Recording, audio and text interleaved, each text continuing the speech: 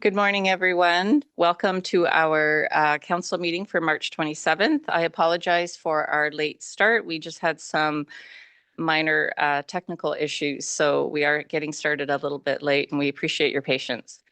So I will call our meeting to order at 9:09 a.m. And I'd like to welcome everyone who has joined us in person, to those council members joining us on Zoom, and to those watching our meeting today on the live stream on YouTube.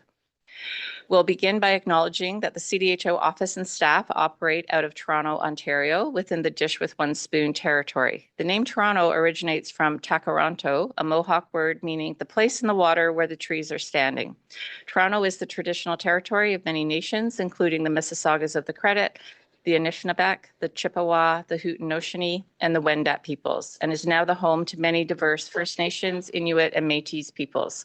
Toronto is also covered by Treaty 13, signed with the Mississaugas of the Credit, the Williams Treaties, signed with the multiple Mississaugas and Chippewa bands, and we wish to acknowledge this land on which CDHO operates, and we are thankful to be able to work and live in these territories. I'd like to welcome staff in attendance today. We are always happy to see you at our council meetings, and I just want to acknowledge that the CDHO staff does a phenomenal job on the operational side of the college to meet our public interest mandate, so thank you. I'd also like to welcome virtually Julie McCura, our legal counsel, who is here today to support council. And I just want to do a quick reminder that April, which is right around the corner, April, the month of April, not April, a person. April is just around the corner and is April, Oral Health Month. And I want to give a special shout out to all dental hygienists during Dental Hygiene Week, which runs from April 4th to April 10th, for their very important role of maintaining oral health. So we'll move to agenda item 1.2, which is Council Code of Conduct. And just a reminder to all council members that we conduct ourselves in accordance with the bylaws. So everyone has read bylaw section 3.7, which relates to council member code of conduct. And I will remind all council members that we are to act in the best interest of the college and the public of Ontario. And as such, we should ensure that we keep this at the forefront of our minds today in all we discuss and do. As housekeeping, please ensure you speak loudly and clearly so those online can hear us using your microphone, please. And to those council members online, please ensure you mute yourselves when you are not talking and to come off mute before you start speaking. And just an overall reminder to everyone of the mandate for the CDHO, which is public protection. And again, we will keep that in mind when we discuss and make our decisions today. Agenda item 1.3 is our council policy manual update. There's a briefing note on page 6 of your meeting package, and the following policies were updated at our December 12th meeting, 2025. And that policy was GP7, council and committee stipend and expenses. Okay, so we're going to move on to our agenda. Your agenda starts on page 2 of your meeting package. Does anyone have any comments or modifications for today's meeting? I do have some, we're going to move some things around. Due to one of our guest speakers' scheduling conflicts, we are going to have to move Amit's presentation up to 10:30 a.m. and we will be moving all of our governance items and strategic planning items until 2 p.m.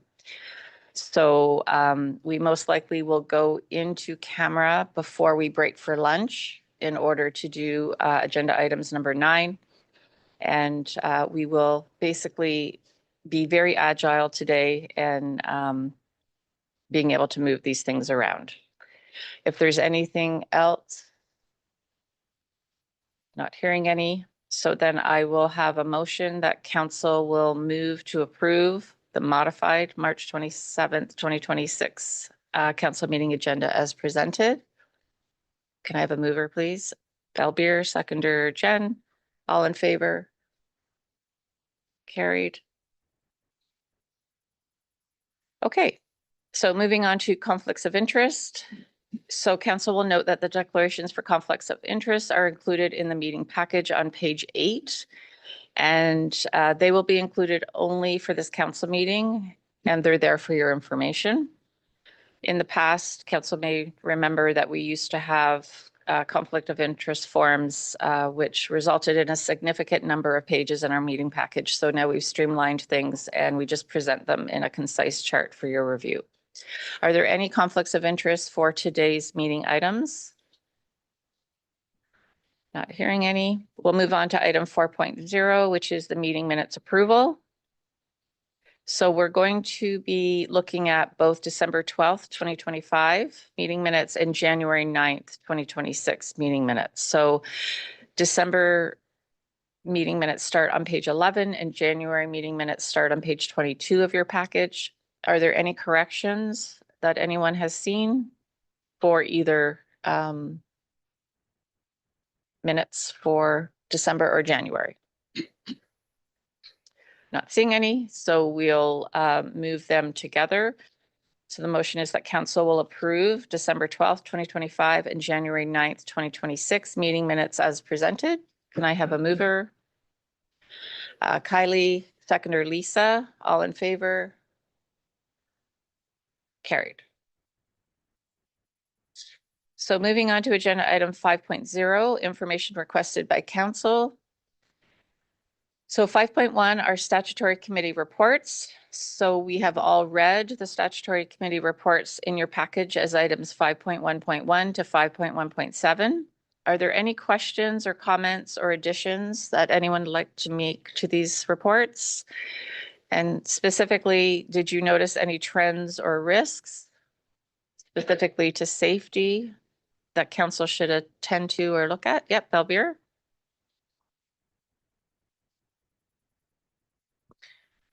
Through you, Madam Chair, I want to bring the attention to 5.1.6, the report from the Quality Assurance Committee, where I saw that the last committee what was approved, it was up to mental health, but when the communication went out, it also included mental health and well-being. That has created a lot of confusion with the registrants. Like, what does that mean? I think we need to have some clarification on that. I did bring out it to the attention of the director. But then again, I think there needs to be a clarification that should go out, because a lot of registrants are calling like well-being means that are we getting hours for our physical yoga or other activities, because they think that that is a part of well-being. So my question is, like, do we have any plan to retract that and then have more clarification going out? Thank you. Sorry, for clarification, Belbeer, you mean the email that went out to registrants about the changes to the quality assurance program? Yes, and the motion was approved that the mental health is a part of that, but the email went out as a mental health and well-being. Okay. You? Yep, sure. I can address that. I think what we're talking about here is actually a grammar issue, because what we're talking about is that mental is the adjective and mental health and mental well-being was the intention of that, not mental health as a specific thing and then well-being as a separate piece. I mean, we could also say that anything that supports well-being also supports mental health. So I think we're, talking about a semantic issue, and we're happy to make that change if you think it's necessary. We're not receiving a lot of questions around the interpretation of that. I think most people read it as mental health and well-being. That's the way it's presented. But we're happy to take out the word well-being if that will potentially reduce any confusion. So I'm happy to do that. Thank you. So to clarify, it's not just mental health, it's all well-being. This was a statement Okay. in that announcement Right. that went out that said these changes to the quality assurance and continuing professional development pieces, the policies around what we accept or what are acceptable, support the continued Education hours. mental health and well-being of registrants. That was the intent of that statement.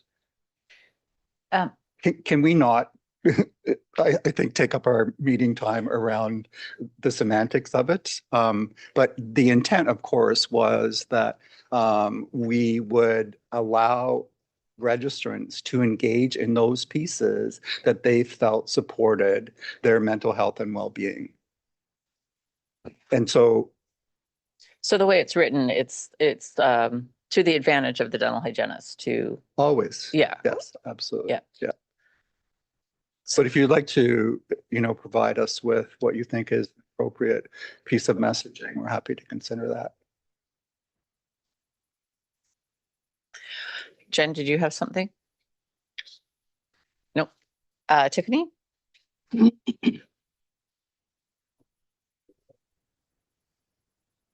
Sorry, everybody. As a quick side, I was in that meeting and this was a discussion as we were talking about that, putting in those two words, mental health and well-being. And it was understood to me that we would just put the word mental health and not well-being to eliminate all these different clarification, like people trying to submit for yoga, different well-being things just for mental health. That's what, at the end of that meeting, that's what I was left understanding, that that's how it would be put forth to all hygienists going forward, was just for mental health. If that helps. Yeah, I think that's helpful. And thanks for that clarification. Just to be clear, it wasn't the intent in our messaging to expand the decision of the committee in terms of what was actually what registrants were able to include in their continuing professional development. It was just really a difference in semantics. That's all. Okay, thank you. Any other reports that anyone has any questions about? All right. Thank you, everyone. Moving on to the incidental briefing reports. So 5.2 on our agenda.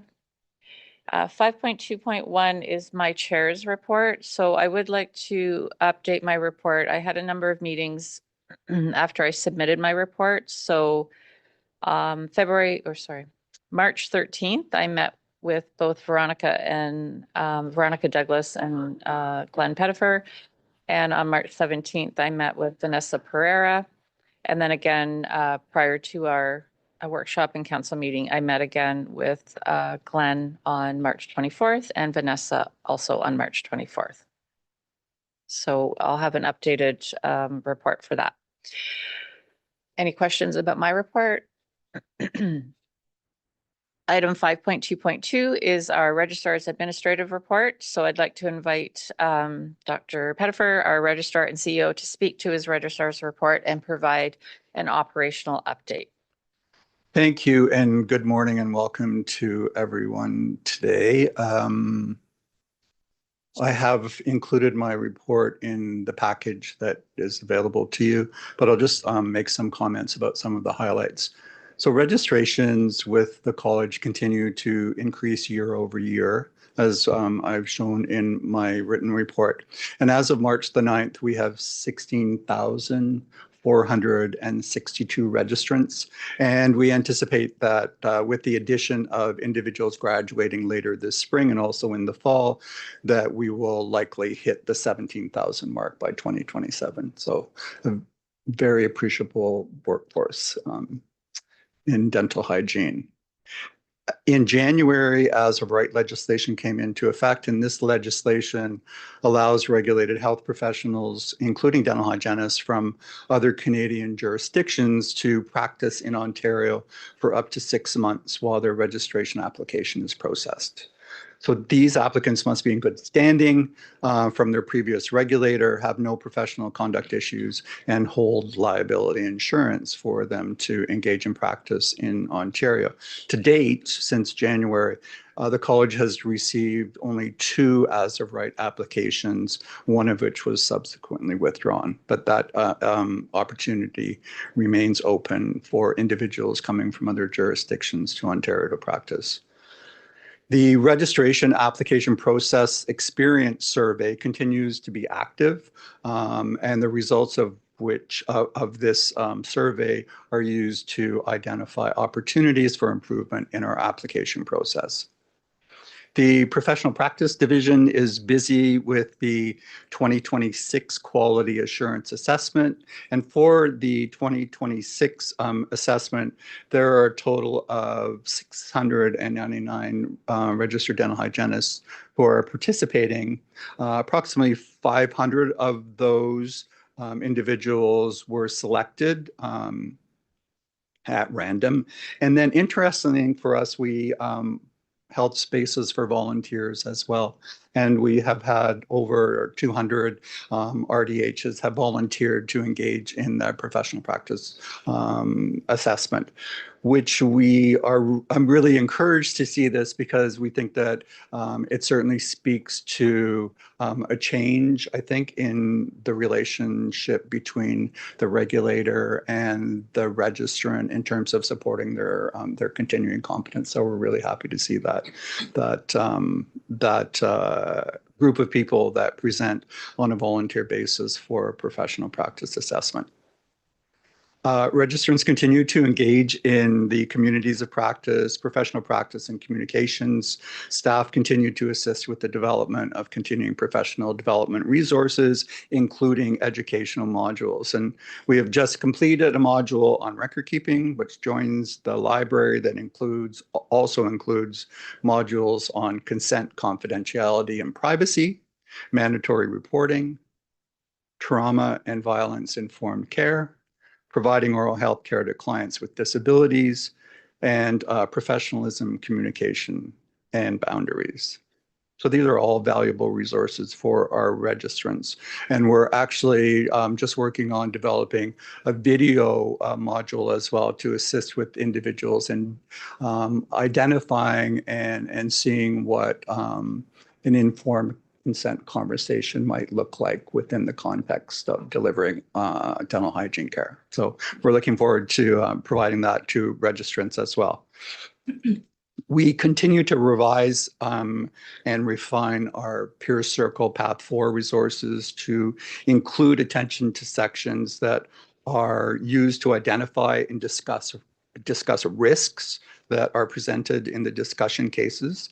The written component of the Peer Circle has also been modified to include guidance that is intended to foster deeper reflection on the risk-based discussions included in the Peer Circle. So there's an ongoing process of revision of our resources to attend to risk areas. And speaking of risk, we continue to revise and refine the enterprise risk register and dashboard and are gathering the data necessary to construct the regulatory risk register, which will focus on elements of risk associated with accessing oral hygiene care, in contrast to the enterprise risk register, which is really a lot about our operational risks. So in constructing the regulatory risk register, we have just concluded a consultation session with the Citizens Advisory Group, which is a group of members of the public that is assembled to provide feedback on policy and regulatory procedures associated with health profession regulation. And the final report on this consultation or from this consultation will be included in Council's June meeting agenda. But I think it's worthwhile highlighting one of the summary comments from the draft report that I just received last week. And this comment was thus: across the discussion, members of the Citizens Advisory Group emphasized that positive dental hygiene experiences are closely connected to communication, respect, and transparency, clear explanations, respectful interactions, and opportunities for patients to ask questions and participate in care decisions were identified as key factors in building trust and confidence. So I think this is quite a weighty comment, and it points to a lot of opportunities for us. And we will use this comment and information from our other patient sources, like the Voice of the Patient survey, to construct the regulatory risk register. Moving on, in the area of equity, diversity, and inclusion, we have just signed an agreement with an Indigenous consulting group that will assist us in the development of the standard of practice for cultural safety, humility, and anti-racism.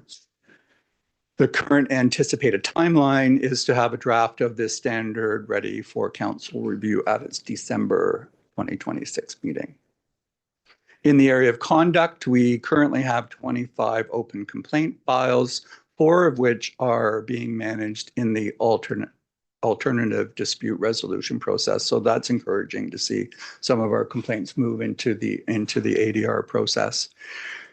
And examining our data from 25, the CDHO complaint rate overall was 1.9 complaints per 1,000 registrants.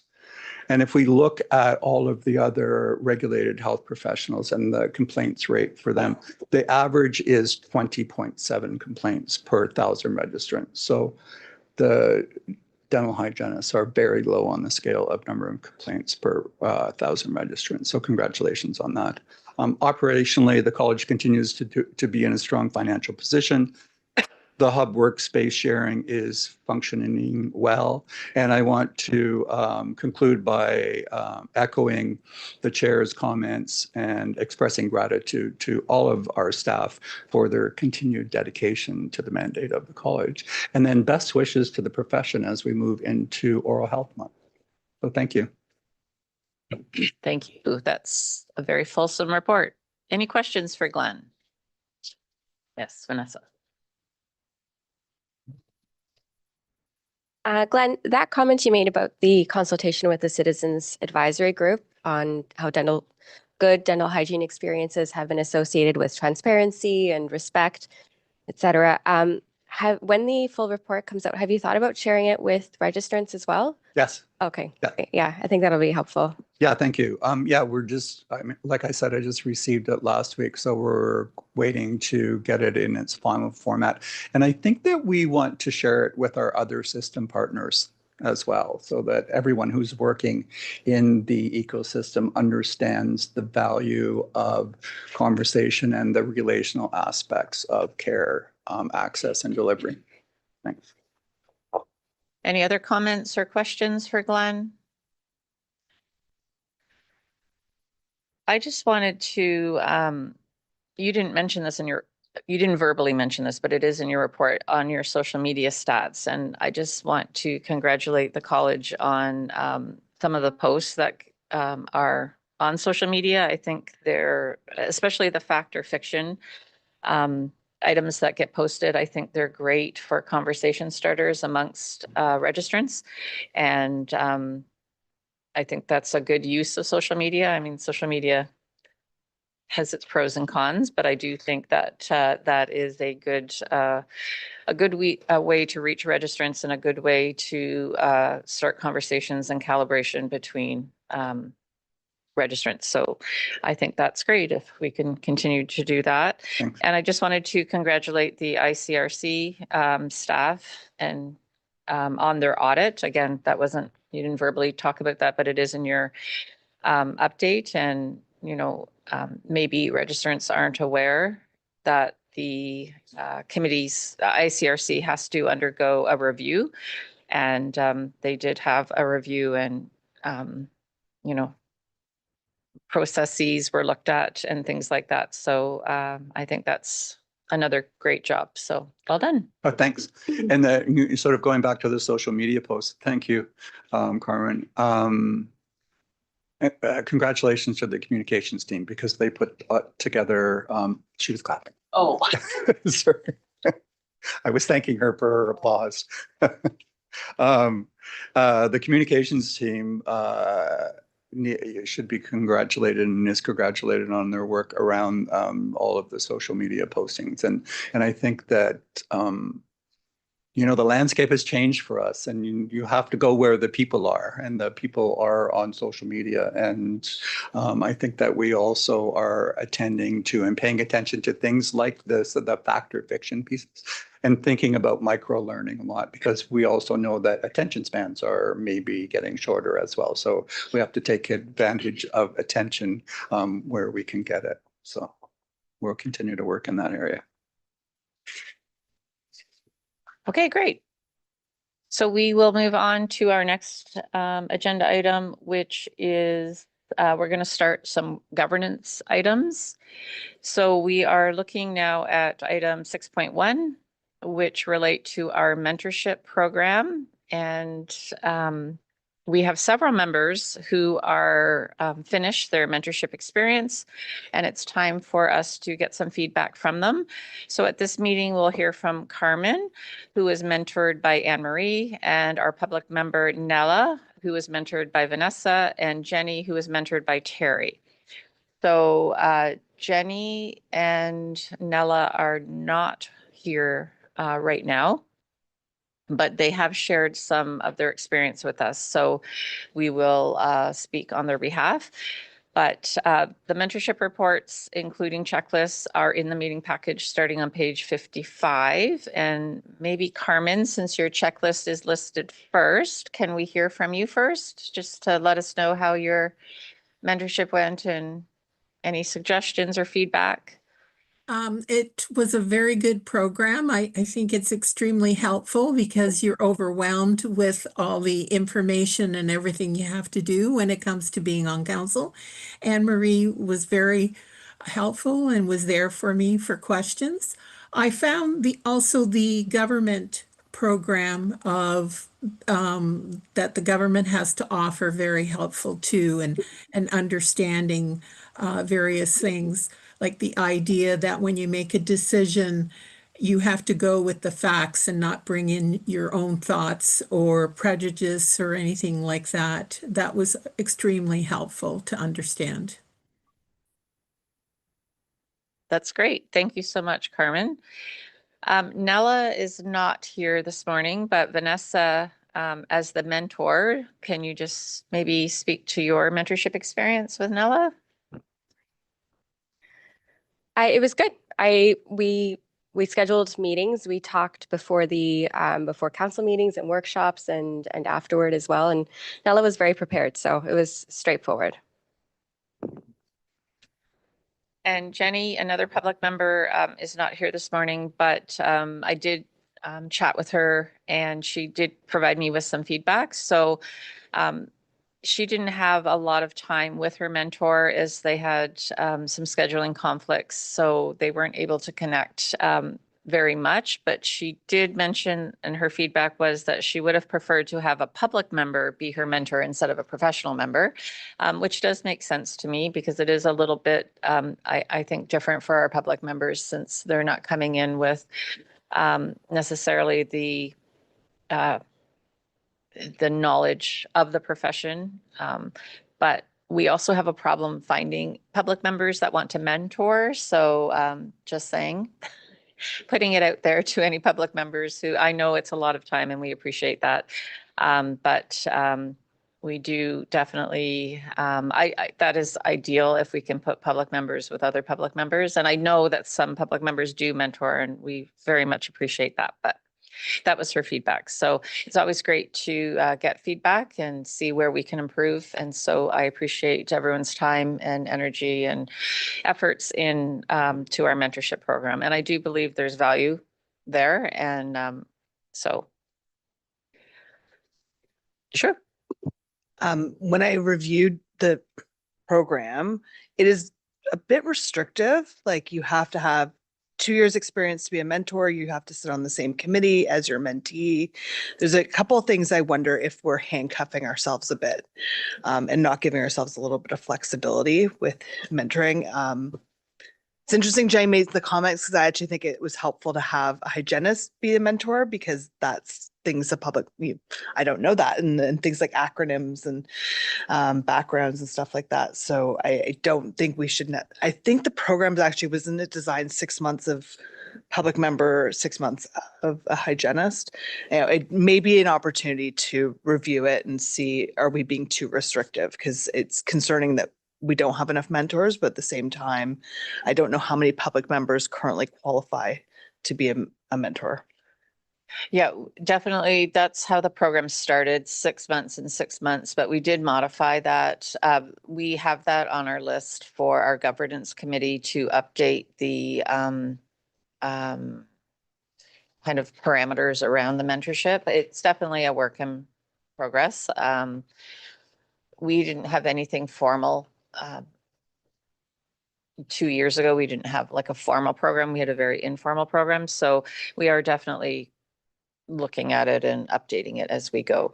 So that is on our list for our governance committee to look at. So yeah, I think there's pros and cons for both, right? And it's nice that professional member can explain things to the public member about the profession and acronyms and things like that. But yeah, so that's great. We'll just take all the feedback and we will revisit that with the governance committee. Thank you, everyone. So item 6.2 is our governance committee update, and I will provide that.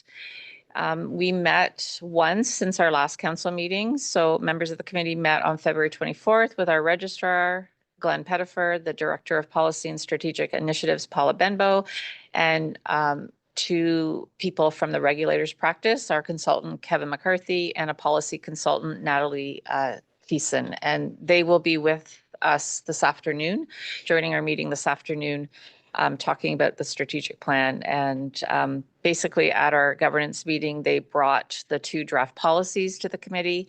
And we as council, again, will be looking at these later this afternoon, specifically the Council Performance Evaluation Framework, so the CPEF, and the CEO Registrar Performance Evaluation Policy. So all of the information related to those policies are included in your meeting package. And like I said, we'll be looking at those and presented to council for approval later this afternoon. There was also discussion at our governance meeting related to how the implementation of our strategic plan will impact our current policy manual. So our current policy manual obviously was written for the policy governance model. So Paula Benbow will be looking at that current policy manual again, and council will also be informed about this work later today.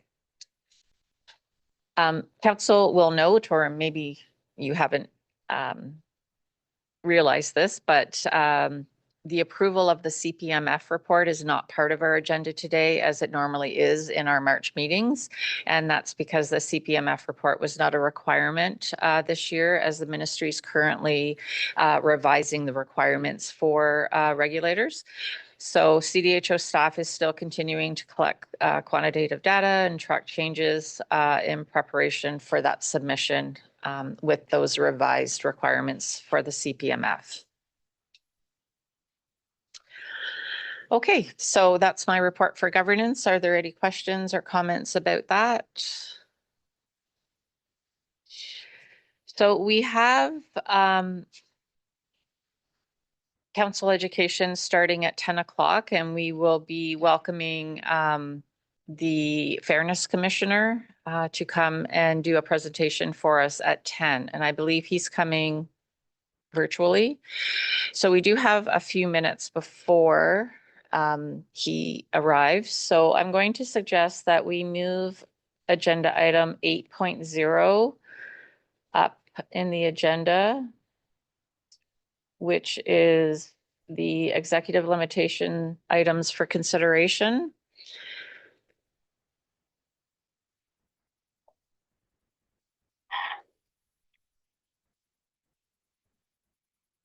So there's a briefing note on page 127 of your meeting package for this agenda item. The executive committee is not proposing any changes for EL general executive constraint or EL2 treatment of staff, EL3 planning, EL7 compensation and benefits, or ELA communication and support to council policies. Does anyone have any changes to those policies? Suggesting any? Okay. Well, that takes care of that. We still have some time. I think we'll just take a quick break in anticipation of the commissioner coming in. So if everyone can be back at 9:55, so we can start the live stream and welcome the commissioner for his presentation. Thank you.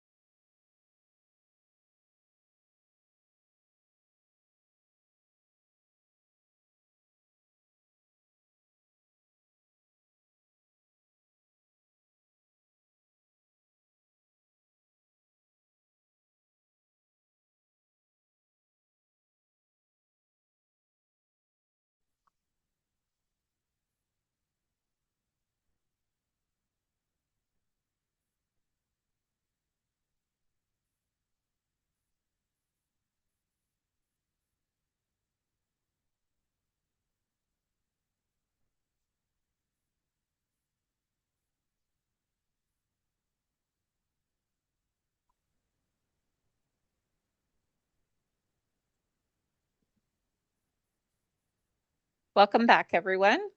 We're very happy to welcome Fairness Commissioner Erwin Glassberg to our council meeting. Commissioner Glassberg will be presenting some of the OFC policies, current initiatives, and outlining how the OFC fits into the regulatory ecosystem. We thought it would be helpful to hear from the Commissioner about CDHO's recent work in reducing barriers to our registration practices. Council can find a copy of his presentation starting on page 72 of the meeting package. And I'd just like to do a little bit of an introduction for Commissioner Erwin Glassberg. He was first appointed to the Ontario's Fairness Commissioner office on January 10th, 2020. His office oversees the registration practices of 41 regulated professions and the regulated health colleges whose members participate in virtually every sphere of the provincial economy and service sector. Since his appointment, Erwin has worked with the government, regulators, and other partners to develop and implement important legislative and program-based changes to enhance fair registration practices. He's a member of the Law Society of Ontario and has worked with the Ontario Ministry of Labour, the Ontario Workers' Compensation Board, and the Ontario Ministry of the Attorney General, where he was appointed as Ontario's Deputy Attorney General on 2 separate occasions in 2017 and 2020. Welcome, Commissioner Glassberg, and we look forward to your presentation. Well, thank you so much for that kind introduction. And first of all, I wanted to apologize for not being able to attend in person. I so look forward to meeting councils and registration committees in person rather than virtually. I came down with a bad cold. I didn't think it would be appropriate for me to attend. And if there's the odd sneeze along the way, please forgive me. When I attend these meetings, it gives me an opportunity to personally thank regulated health professionals, in your case, dental hygienists, for all the amazing attention and assistance you provided me and my family over the years. And I think the working model between dental hygienists and dentists is really quite amazing, and one that should be emulated across the sector. I also wanted just to say that I appreciate that in the sphere of registration in particular, you've got a very difficult job, and it's really balancing the need to protect public health and safety with finding ways to move competent professionals through the system. And there's nothing more difficult, and your job's hard. And I wanted to say that both staff and council, you need to be commended. You run a very efficient and innovative organization. Maybe you don't hear that often enough, but I thought I would give you a shout out. And I also wanted just to mention that James Mendel, the compliance analyst in our agency assigned to your college, is listening via live stream. We're very happy to have James in our organization. He has such deep expertise. So let me move through the slide deck. What I would say is I'm going to try to leave as much time as possible for questions at the end. But if you do have any during the course of my presentation, please put your hand up, or whatever the protocol is around this table, and I'm happy to respond to them. So let's go to the second slide, please.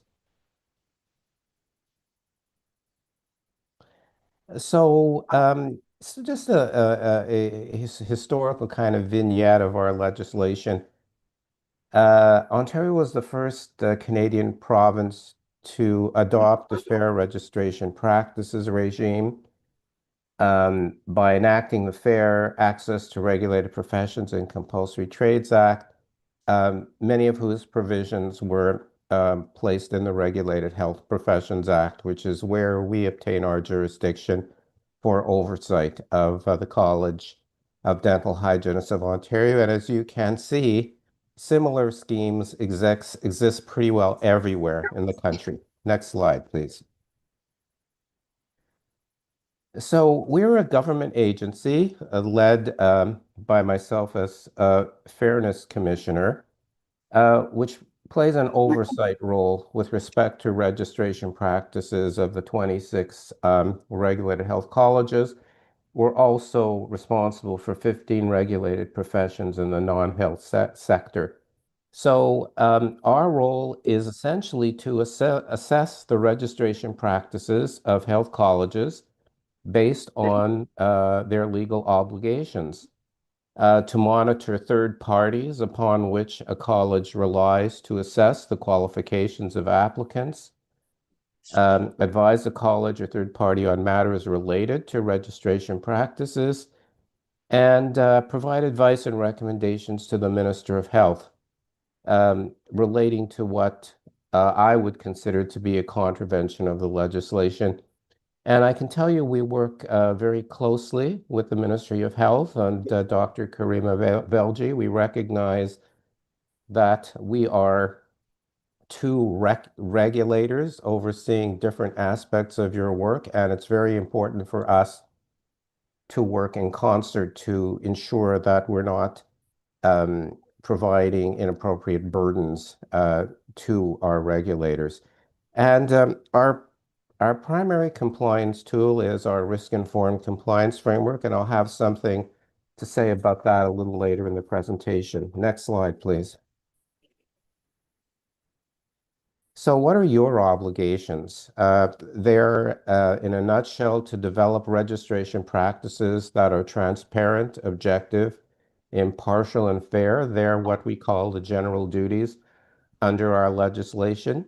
To provide information to applicants about their registration processes, to oversee the work of third-party service providers, and to ensure that registration decisions are issued in a timely fashion. I want to highlight the last item on the list. It is to work in consultation with the Minister of Health to ensure, as a matter of public interest, that the people of Ontario have access to adequate numbers of qualified, skilled, and competent regulated health professions. So it's not purely the competency of these individuals, but to work with other system partners to help ensure that there's an adequate supply of dental hygienists in the province. Next slide, please. So we wanted to tell you a little bit about what we're up to. We're entering the third phase of our risk-informed compliance framework. We require that regulators on an annual basis provide us with data on applications, membership, your accomplishments. So we're in the process of compiling that data. On the non-health side of our work, and I'll have something to say about this as well, we just completed issuing decisions on 30 alternative documentation policies and parallel processing plans. We're planning to run 4 webinars because education forms part of our mandate to deal with the subjects of critical success factors to enable effective change management, system-wide data trends and emerging regulatory issues, methods for regulators to assess labor market shortages, and familiarizing RHPA regulators on the benefits of the FARPACTA amendments, which I'll speak to a little later. And significantly, we're going to be marking the 20th anniversary of our statute later this year, and we will have an event to which we will invite you and other regulators. And we continue with our core compliance and advice-giving roles, and we find we add value most as a strategic advisor to regulators, although we have other compliance-related tools.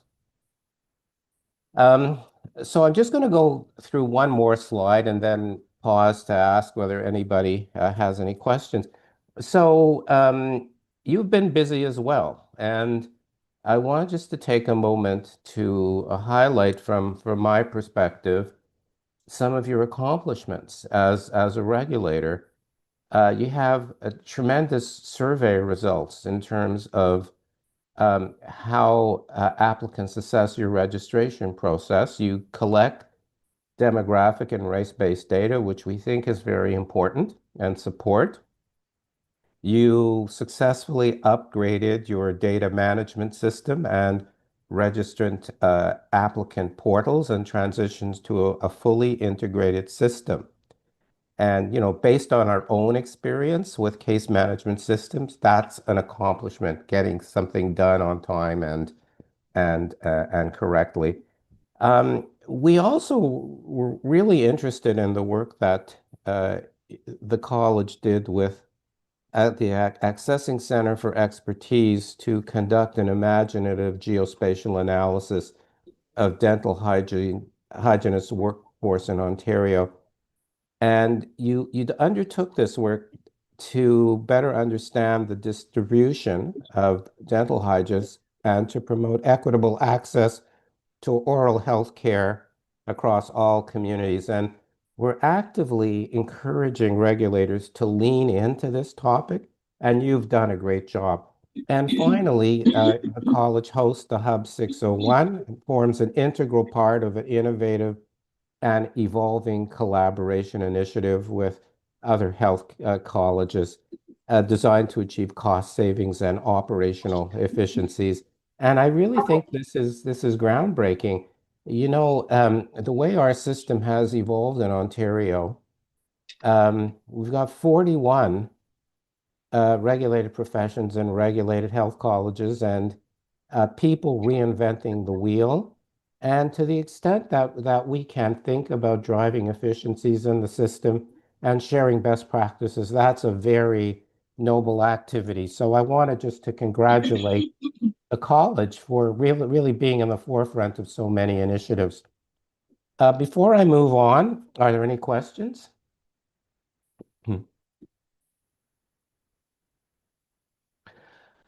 Okay, let's move to the next slide, please.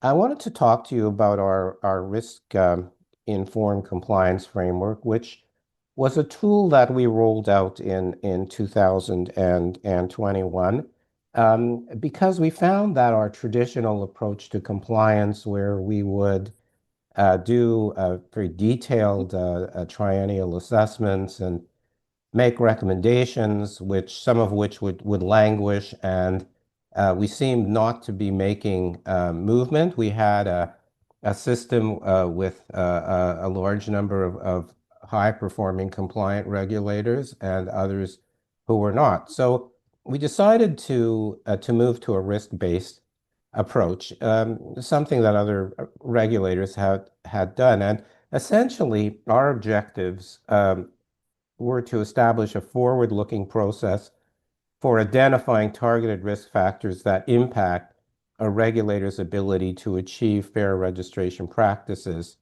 and then to formulate criteria for evaluating the likelihood and potential impact of these risks, and working with regulators, explore ways to appropriately mitigate or eliminate them. And it was also a tool of proportionality for us. And we didn't want to subject every regulator to the same compliance approach each year, and we lean into the higher risk regulators and apply a light touch to those who are doing a good job. Next slide, please.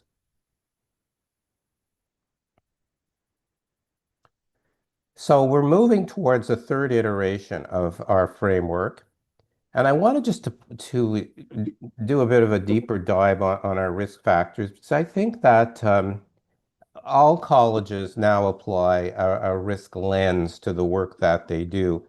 And you may find the factors that we've identified to be informative. And so we have 5 of them. The first is the quality, consistency, and timeliness of a regulator's assessment practices. And those are practices before actually the applicant gets into the registration stream. We find that this is the period of time, the longest period of time in an applicant's journey to become licensed, and there's a lot of inconsistency in the assessment approaches.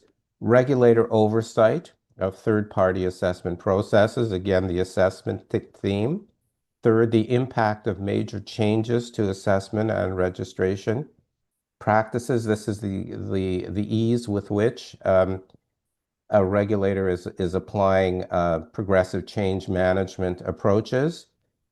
The regulator's ability to monitor and address compliance gaps and to comply with newly introduced legal obligations. This is I would say, more of a typical compliance function. And two public policy considerations. First, involving the regulator's responsiveness to labor market needs and the efficient processing of domestic labor mobility applications, which is a big priority for this government, and the ability to promote inclusion and address anti-racism concerns in registration practices. And your college has received a low-risk rating in the first and second assessment cycles, which is the best classification level available. Next slide, please.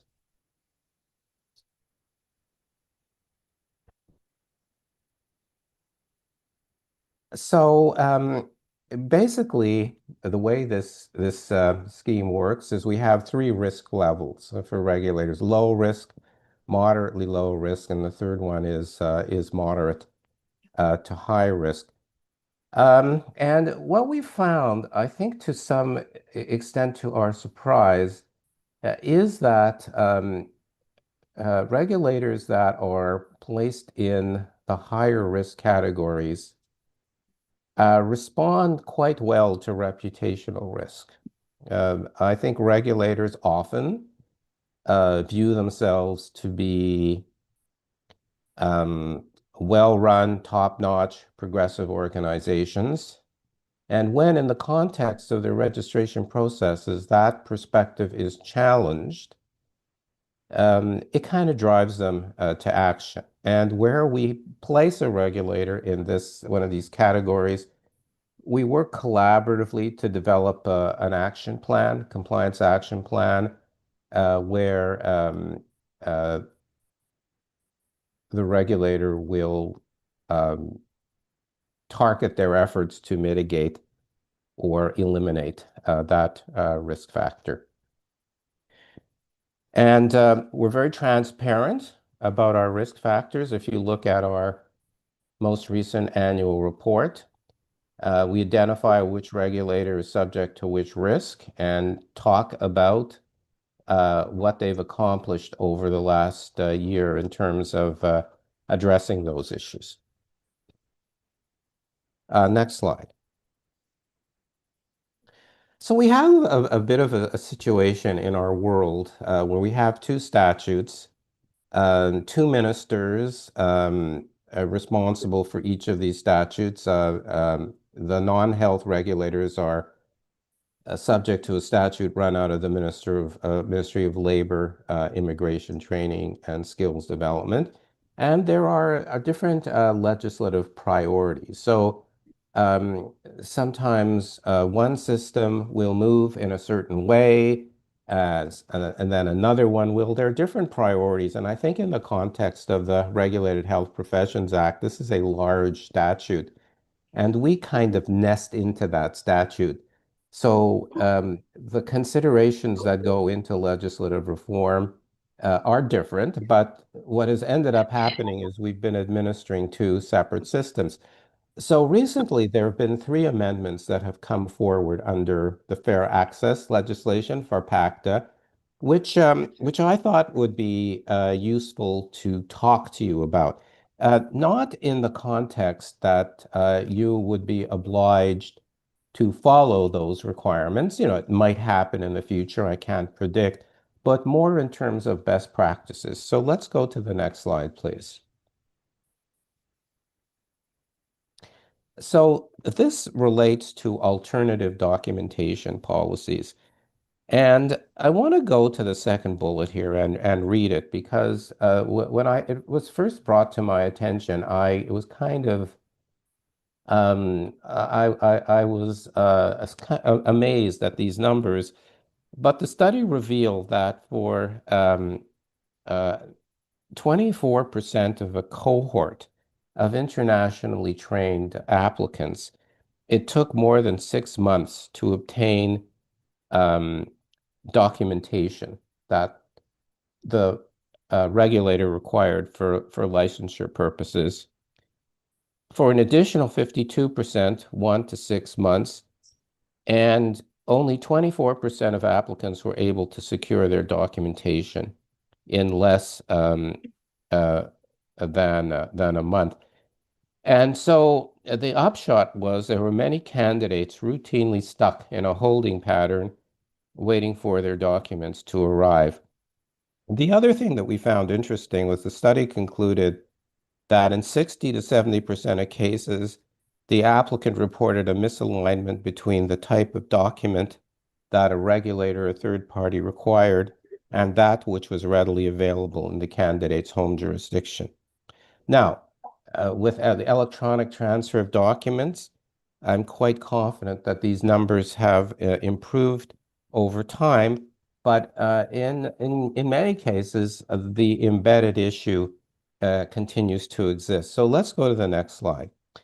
So the legislative response was to put provisions in place, largely in a regulation that required that regulators develop an alternative documentation policy that required that they accept reasonable alternatives to the documentation that the regulator normally requires if an applicant cannot obtain it for reasons beyond their control. If we can go to the next slide.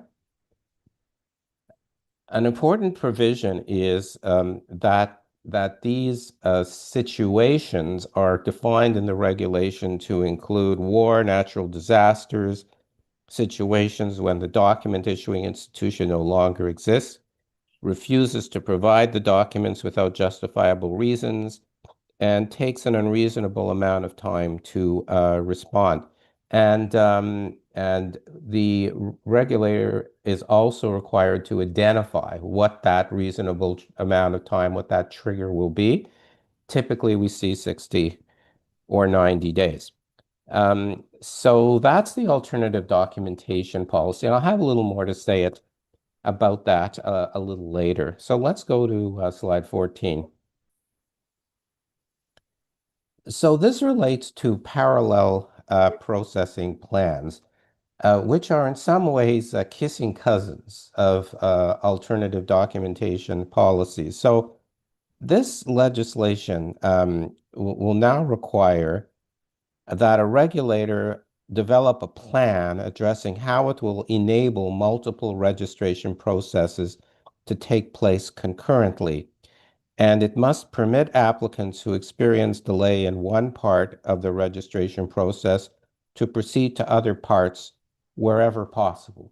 So this is actually the way it is evolved is it's kind of a bit of an audit process from a particular lens where a regulator will look at its registration process and think through whether any what I call sequential steps, right? You got to do A before you do B, really makes sense, or whether it's possible to stream people to work concurrently and maybe to take an examination out of order. For example, identifying risks to the applicants, additional costs, but really looking at the registration process from a client's perspective.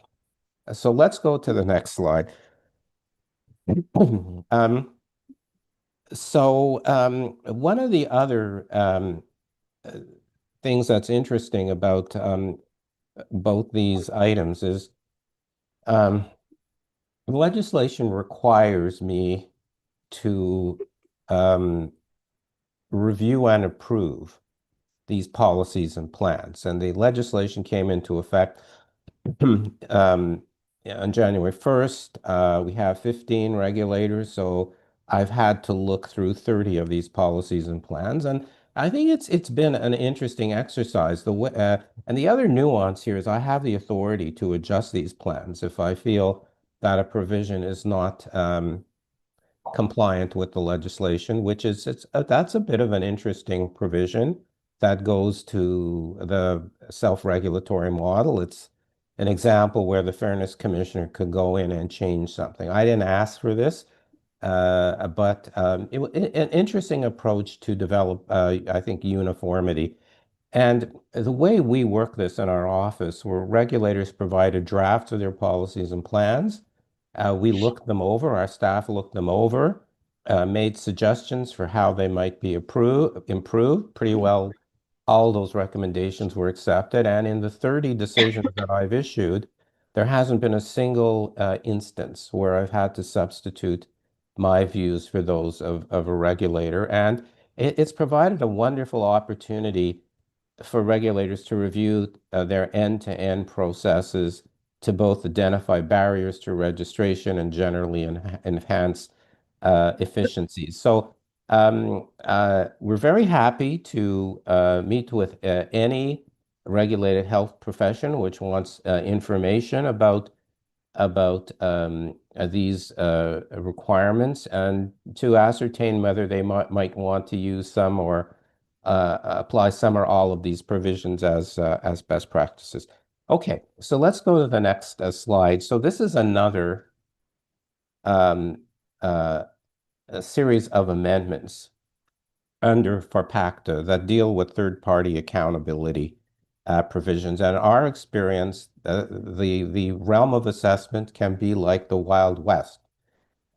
You've got situations where you have client-focused, professional third parties, and others where client service is an afterthought, and frankly, where applicants are treated as commodities moving through the system. We have some regulators that have developed fairly elaborate agreements with their third-party service providers, and others that don't have anything. They may have some basic document or a memorandum of understanding. Things are complicated when you get to the pan-Canadian assessment agencies, which provide services for multiple regulators. But essentially, what has happened here is building up on an obligation which appears both in the health and non-health statutes. It's section 22.42 of Schedule 2 of the RHPA, which requires regulators that rely on a third party to assess applicant qualifications to take reasonable measures to ensure that the third party makes these assessments in a way that's transparent, objective, impartial, and fair. Next slide.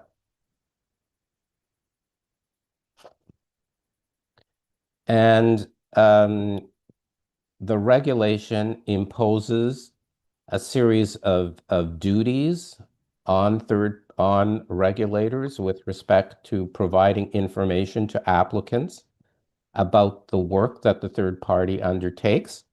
So in the interest of time, I'm going to breeze through this slide. Can we go to the next one?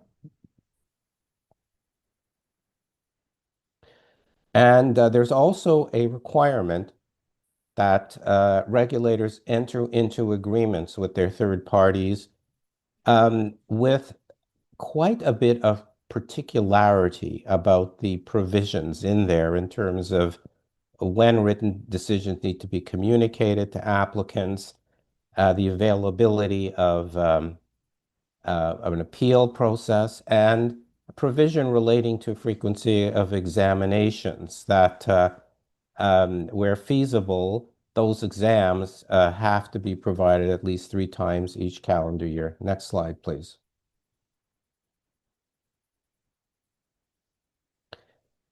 And related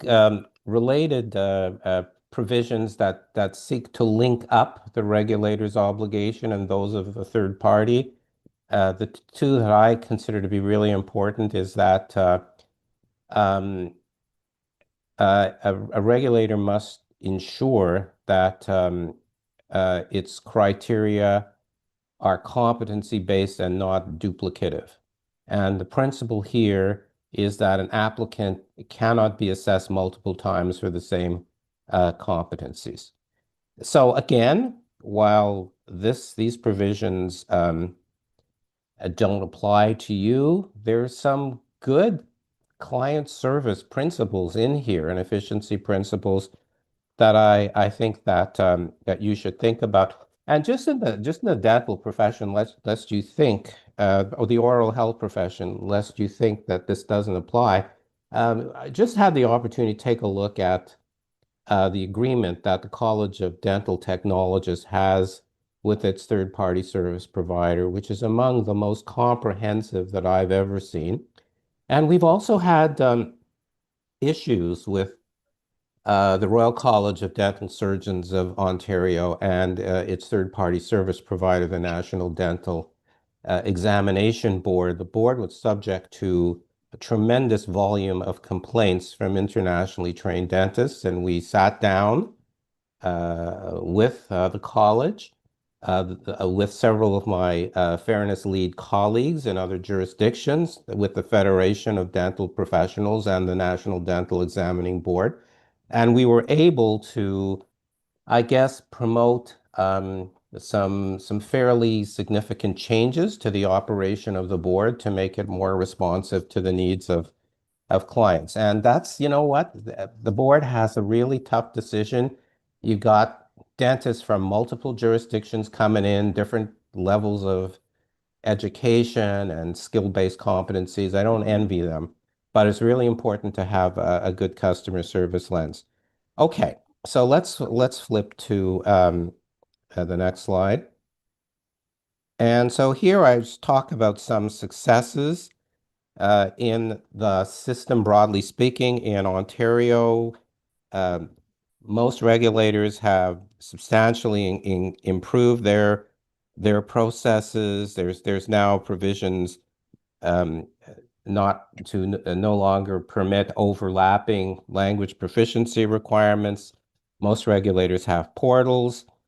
So I'll leave you to review pages 20 and 21 at your convenience. Can we go to the next slide, please? Okay, let's go to slide 22. So this is what more needs to be done. And, you know, it's a tough system. You know, it's a decentralized system. If you look at it stem to stern, right? The federal government has responsible for immigration, provinces for credentials recognition. That's been delegated in Ontario to 41 self-regulated professions. You got assessment agencies, bridging programs, employers, right? It's complex.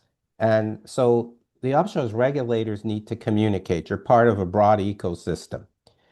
And many regulators doing a good job. There's several large, high volume professions that continue to exhibit assessment and registration challenges.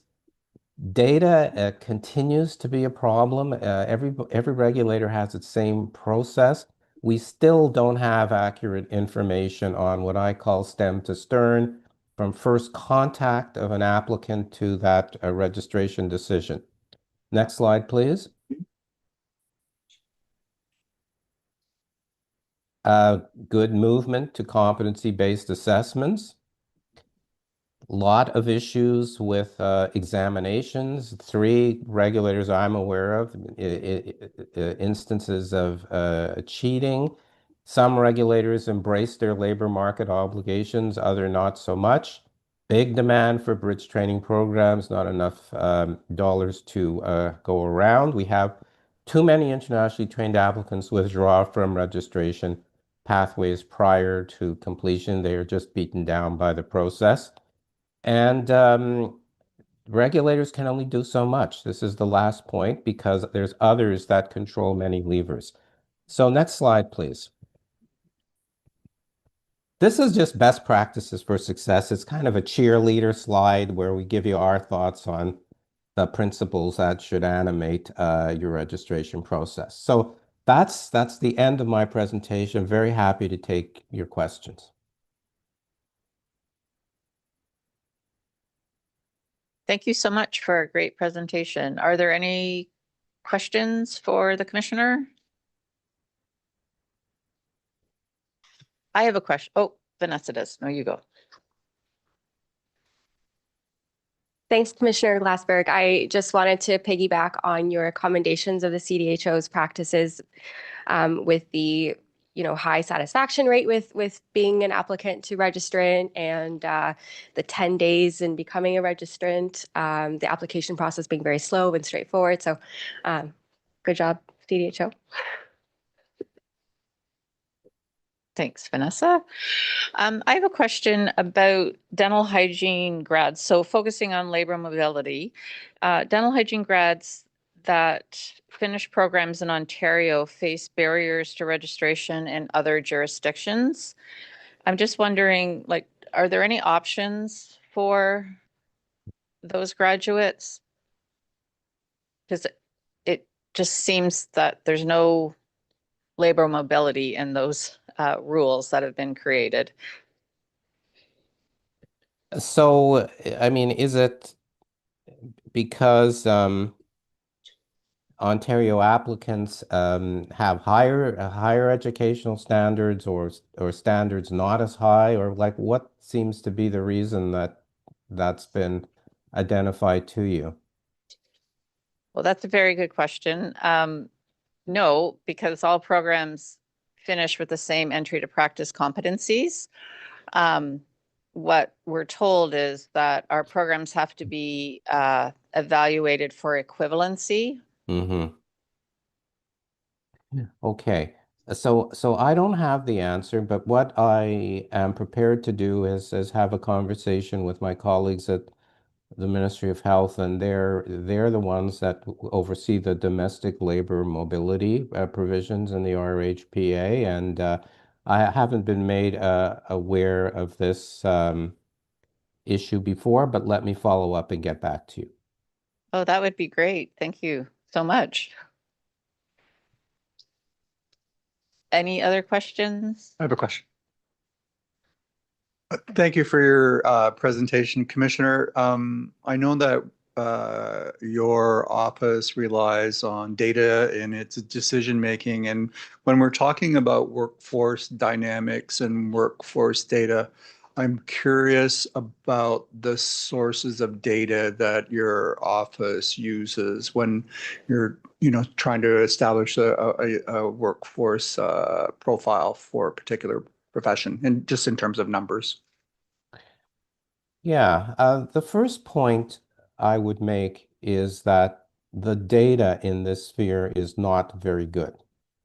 And I hear conversations going around about the need to really improve that data because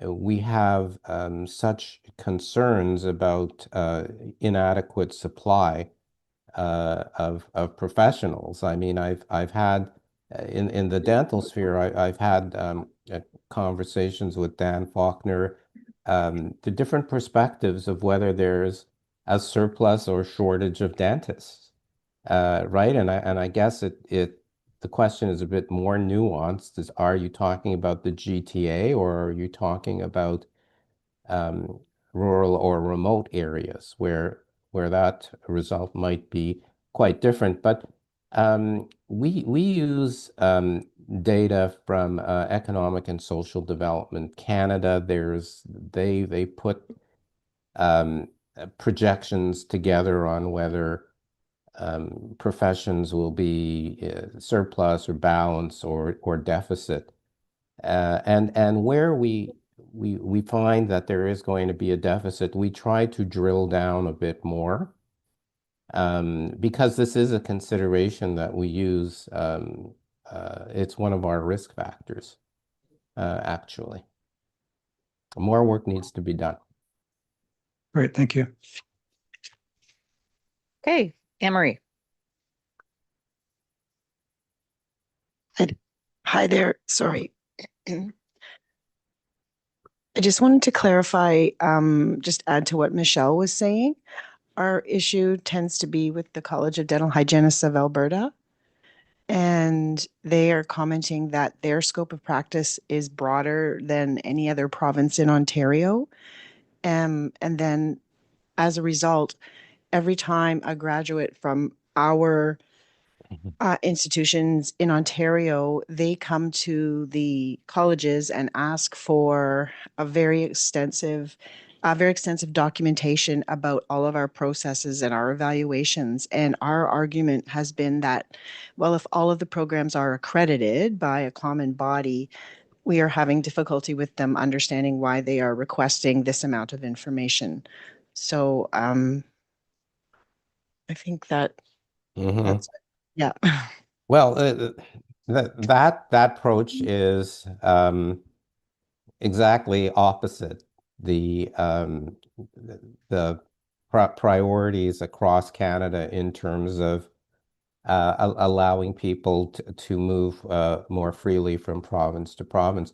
And it's kind of ironic in the sense that in many cases, the standards in Alberta are lower than those in Ontario, and not lower in. I'm not being qualitative here. Not as extensive. And for example, in the sphere of psychology, to work as a psychologist and in Alberta, you not require a PhD. And so master's level students in Ontario will go to Alberta, do the exams there, and then come into Ontario in the back door. And that's been the motivation for the College of Psychologists and Applied Behavior Analysts to kind of right size their registration standards. So it's a bit ironic going the other way around, but that's contrary to the intent, and it's I guess it's an interesting debate that the jurisdictions with the higher qualifications are saying, well, it's a race to the bottom. And although others might say, well, maybe those standards are too comprehensive. Maybe it's a question of right sizing. But it's all about evening it out, right? So let me see what I can do. That would be amazing. Thank you so much. Okay, I don't think we have any other questions for you, and we would like to thank you again. And we do appreciate your time today and your commitment to fairness and registration practices across all regulators in Ontario. So thanks so much. Please keep up the good work. Take care. Bye. Bye.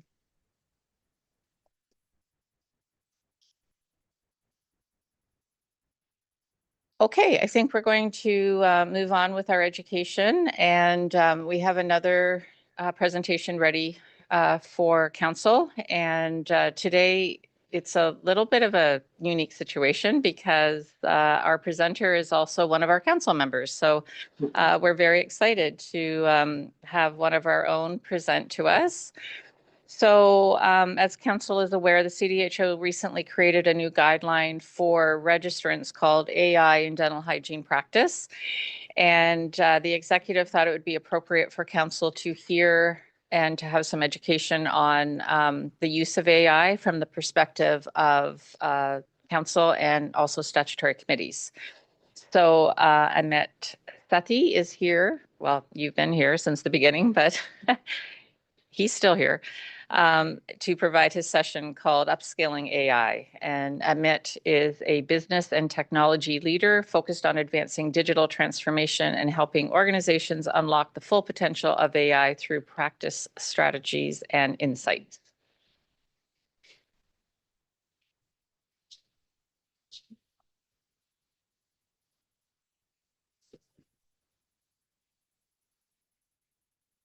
All right. I will try to do this without coughing through the session. I have a little bit of a sore throat, but I think we're all. All right. So thanks, Michelle, for the introduction. So my session is going to be more about understanding AI as a technology. So I'll talk about generative AI, agentic AI. It's more of a beginner's guide to kind of give you an understanding of what AI really means and how it's being used in our day-to-day lives and what's coming. And then at the end, I'll talk about how the council should adopt AI or should not. There's some guardrails that we should consider. So next slide. So again, we'll talk about AI on its like overall broad perspective. We'll talk about generative AI, and this is something that's come out in the market last year or so, which has kind of evolved AI at a different level. Understanding agentic AI, and then what LLMs and what is large language models from a basic understanding, and then ethical considerations and future trends of where this technology is going. So next slide. So I wanted to, before I get into the presentation, and I'm open to questions while I'm presenting, feel free to ask. I wanted to do a little bit of pulse to understand, like, how does the council or, the staff feel, and the understanding of AI and its day-to-day application. Anybody want to comment on that? So like, are you very confident, somewhat confident, or not confident at all? Okay. Not confident. So hopefully the session will give you a bit of understanding of the capability of the technology itself. The second question is, have you used any AI tools, Copilot, ChatGPT, image generations in your personal or work life? Okay, so someone played around with it. And then what's your biggest concern or curiosity about using AI? So some of the things here is like accuracy, privacy, ethics, job impact. There's a big discussion in the industry that, AI is going to take over some of the jobs. Some people use it for productivity benefits, and then, or something else. So what are some of the concerns that you have right now? From a counselor standpoint, I'm concerned, especially with some of the committees where large packages or like meeting packages are provided. If someone is using AI to summarize it, Sorry. My concern is if someone's using AI to summarize very large meeting packages, what happens with that? Like, because it's private information, like where is it? We don't know about those types of things. So I think that's why, the college is getting into creating guidelines around the use of it. And I think it's important that maybe we have a guideline for our policy for council and committee use. Yep. Christina. I think building on the accuracy, just the hallucinations that you talk about, like I've had experiences where I've asked it to look for something in bylaws for me and it pulls out a bylaw that doesn't exist. And I think it's more of like, how do we trust it? And then I think, okay, well, I'm going and verifying, but is everyone doing it? It's very quick to not verify the information that it's giving you, especially when you're looking for a shortcut. So, what's the best practice and how to use it? And I think that builds on Michelle's comment on we almost need a policy of how AI is used. Yeah, perfect. My perspective comes more towards the public's perceive on a healthcare professional who might be using it in their operatory, and just kind of, are they reliant on it? Do they really know what they're talking about? And something. So kind of the perception it might have from the client's perception. Yeah. So those are all good points. And I think, to Christina's point, AI is like a 6-year-old. It's going to give you an answer. Whether it's wrong or right, it's going to give you an answer. So it's going to please you with some response, right? And this is where we talk about the human in the loop. It's a concept within the AI space is you have to have the human in the loop and question the response from the tool itself, right? Just don't go blindly taking what's there and copy, control C, control V, and now you've basically had incorrect information. In Christina's case, looking at bylaws and stuff, like depending on which tool you used, it's going to pick up stuff that probably wasn't even part of CDHO. And so I'll get to the ethical and some of the governance piece at the end. But thank you all for participating. Next slide. Okay, so I'm going to talk about artificial intelligence at a whole, like at a top level. Next slide. Okay, so what is AI? So AI involves computer systems performing tasks that usually need human intelligence, including learning and reasoning. So it's basically replacing, how humans interact using technology, right? AI functional capabilities. So key AI functions include learning from data. So, if you have a large data set, it can learn from it to be able to provide responses. It does reasoning logically and solving complex problems automatically. So this is where the use of AI is becoming more effective in like large data sets where you want to get an output from a complex problem to be able to help you kind of solve it, where we're taking us days, months, years. It's now taking us minutes and hours to get a result out. Okay, next slide. So AI is not new. It's been out since the 20th century. It was basically being used for rule-based expert systems to simulate decision making. Machine learning was something that came in where we were able to advance algorithms and computational power, enabling machine learning process to improve AI capabilities. So the technology is advancing pretty quickly and rapidly, and now we're getting to this deep learning, neural networks, and multiple layers where you can now start asking questions and getting responses, right? So over time, AI was, just being used in like small settings, but now it's scaled, right? Next slide. So we're all using AI in our everyday life, right? So if you think about your day-to-day use, we're all using AI in some capacity. We talk about voice assistants. So stuff like Amazon Alexa, Google Assistant, Apple Siri, they're all using AI to provide you responses, right? So we're using it, organically within our day-to-day lives as we use our technology in a simple process that we do, right? Recommendation system. So this is where AI recommends the, personalized content or product suggestions. So if you're shopping on Amazon, it's going to tell you, hey, have you considered buying this? Or, you bought this last time, here's something else that you might consider, right? So it's running in the background and it's feeding you information, right? Netflix, you finish watching a movie based on your, what you watched in the past, what your history is, it'll recommend something else for you and say, hey, have you thought about this? And then if you're looking at Spotify, certain music you're listening to, it'll say, hey, have you thought about using this or listening to this, right? So it's embedded in everything we do. And that's how we're kind of evolving as like the day-to-day of AI at a simple way, right? And then next slide. And then we're getting into more advanced AI, right? So autonomous vehicles. So if you look at, what self-driving cars, Tesla is looking at, the autopilot. It's using AI to the same way as, our other tools are using it. Waymo, autonomous taxis, if you go to some of the states in the US, they have taxis that are basically AI driven, right? There's no driver.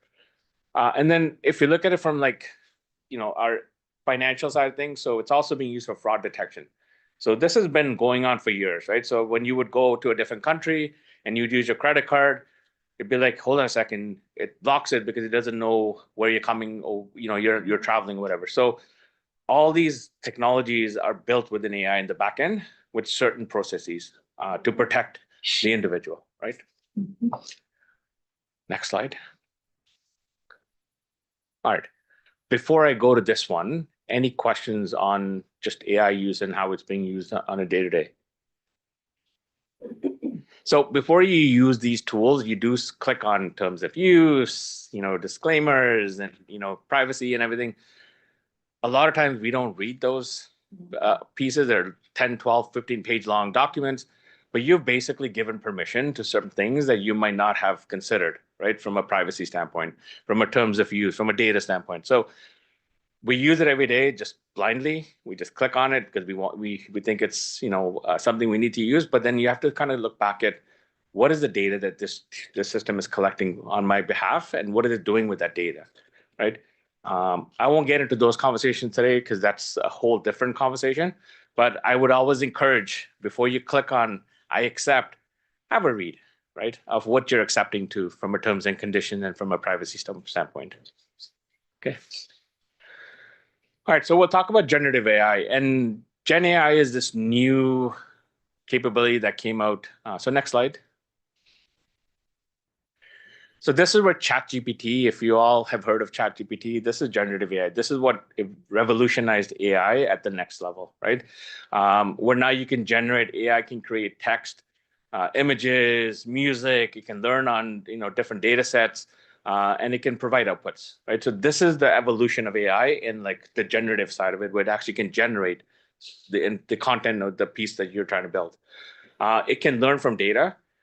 So that's the whole generative piece where it keeps on learning and learning and learning. The more you use it, the more it learns, the better the responses come at the end, right? And it can also mimic human creativity, right? Because that's what the generative piece is. Okay. Next slide. So if you look at it from various fields, generative AI is becoming quite large in like art creation. So a lot of people are now creating images and videos and stuff from like using generative AI. Content writing has become a big part of generative AI, where now anyone can be a blogger. Anyone can write an article or write a piece of content. In the past, you would have to have the knowledge and skill and the understanding of the content. Now you can use generative AI to actually start creating that content. And there's some use cases that are good use cases for creativity, inspiration. So I use content writing where I sometimes want to write an email and I just put in my thoughts and I ask you to generate an email for me that actually then puts it in a concise way that I can say, okay, does this make sense from my response, right? So it does give you a little bit of that productivity boost where you're not trying to figure out the words that you want to use for that email, but you can use the generative AI to actually help you draft something quick and then review it before you send it out, right? Design and gaming. So this is changing how we use, the gaming consoles and how they're designing the future games for, use in online or for some like PlayStation and stuff like that. And we also see a big push in scientific research, using AI.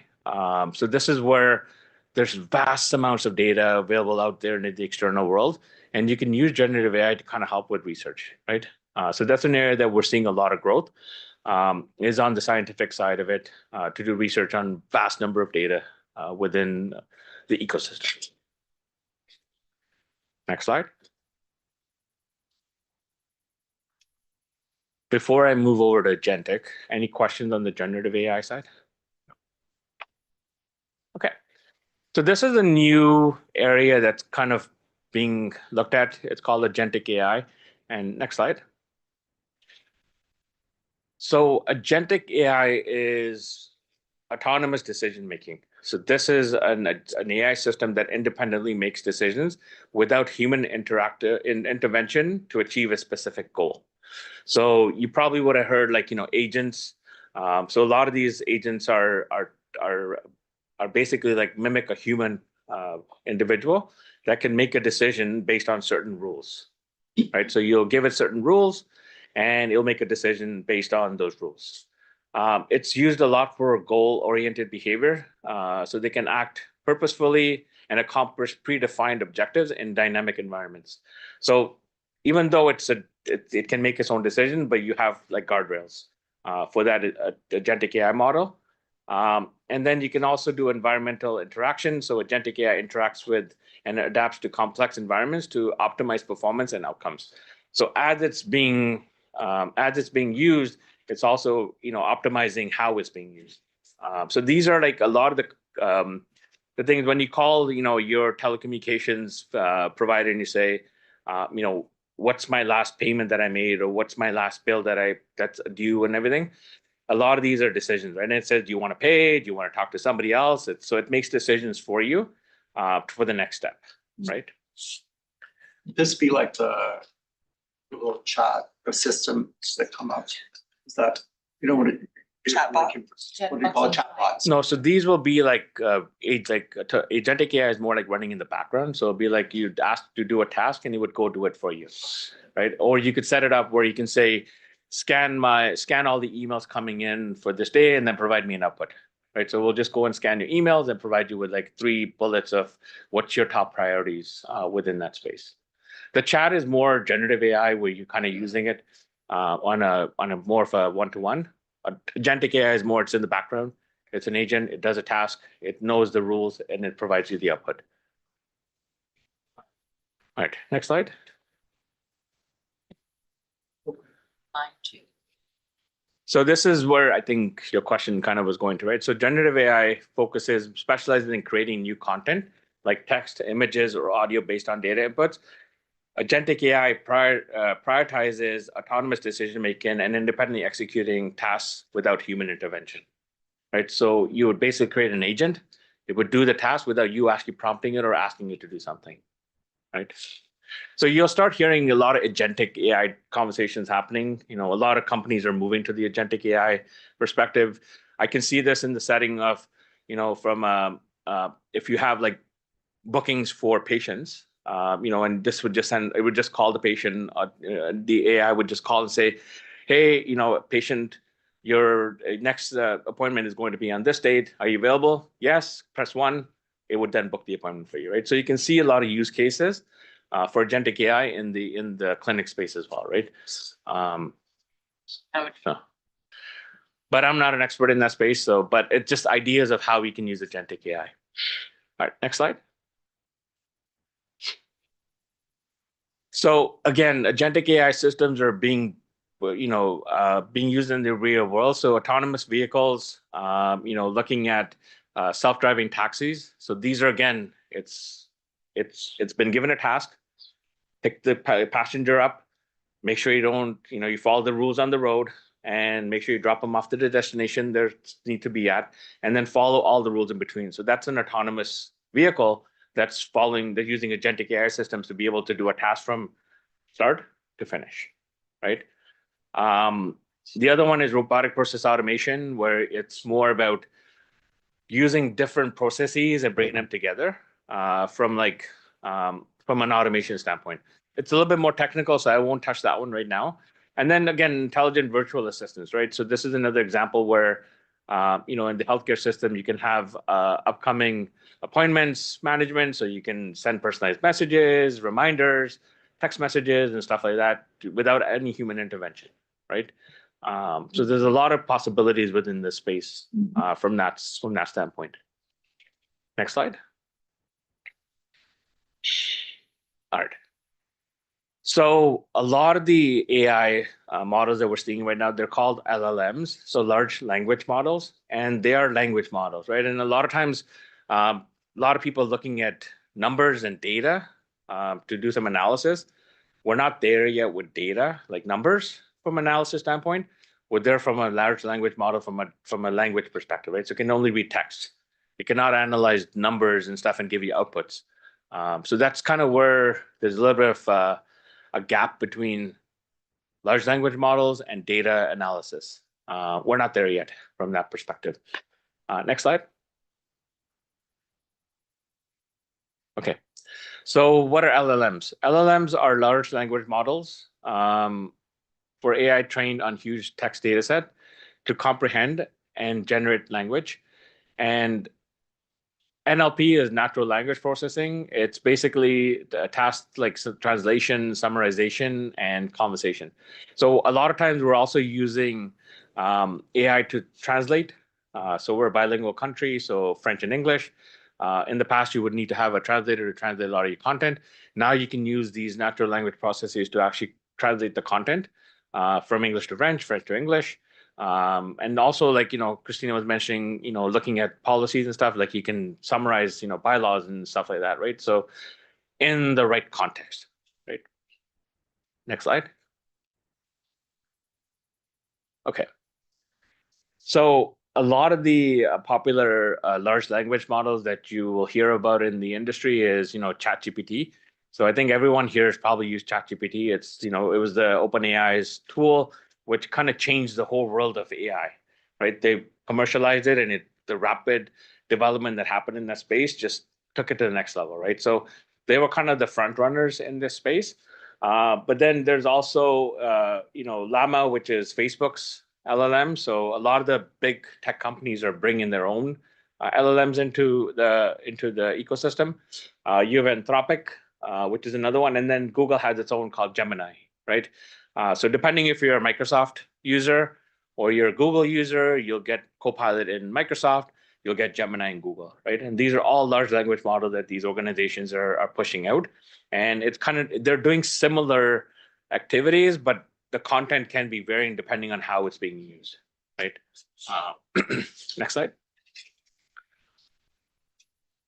So I believe Microsoft Copilot is open on all our council profiles. We have it available to us.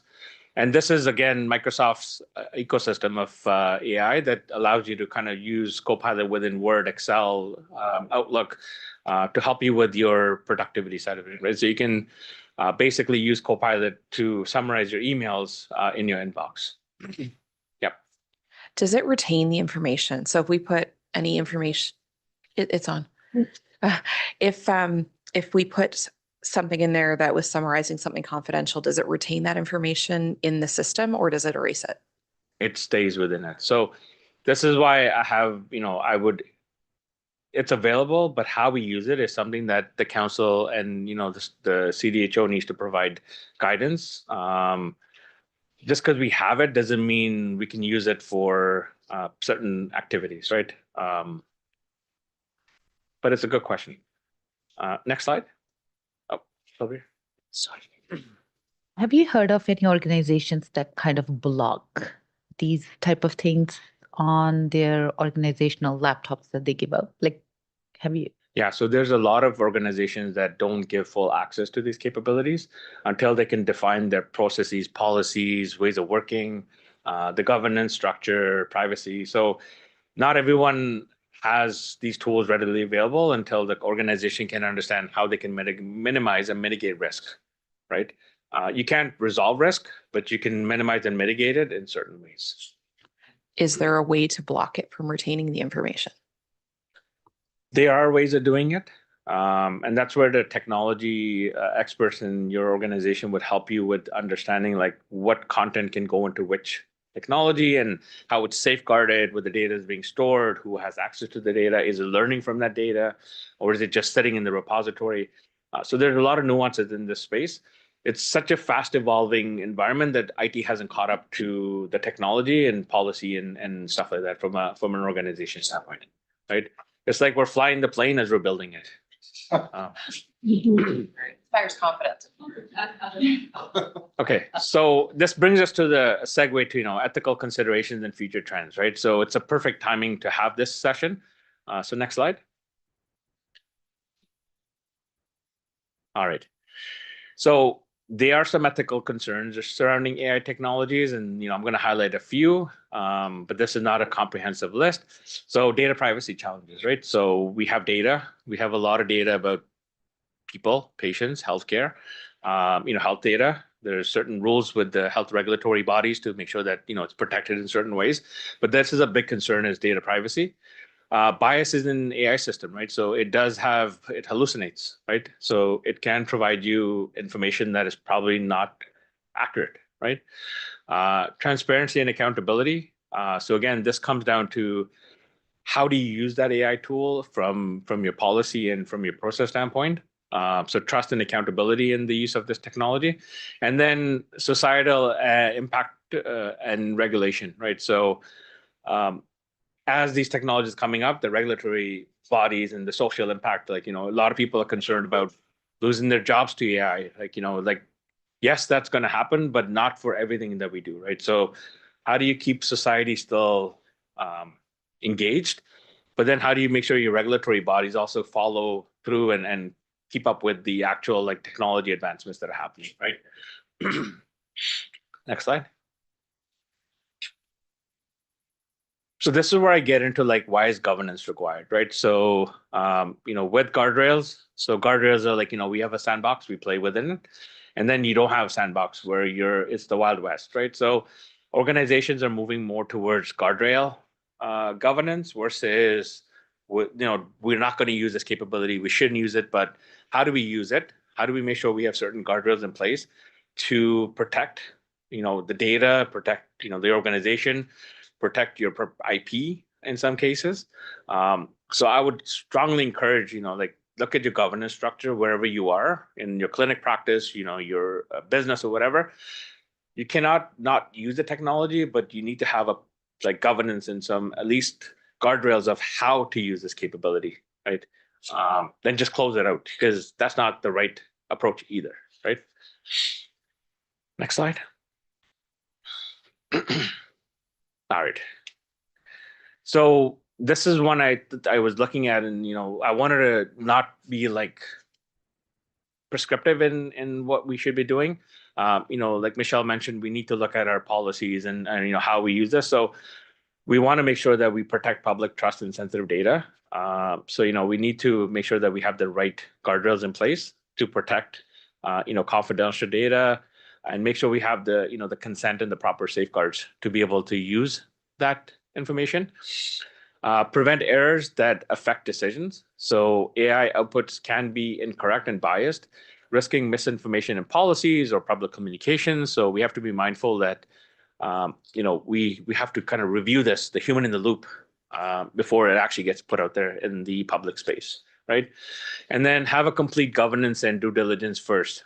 So make sure that legal, ethical, and operational frameworks are in place before any AI use is initiated within the council or within the CDHO, right? So we have it, it's available, but we need to make sure that we have the right processes in place to allow us to use this more securely and with the right checks and balances to make sure that we're not exposing anything that we shouldn't be.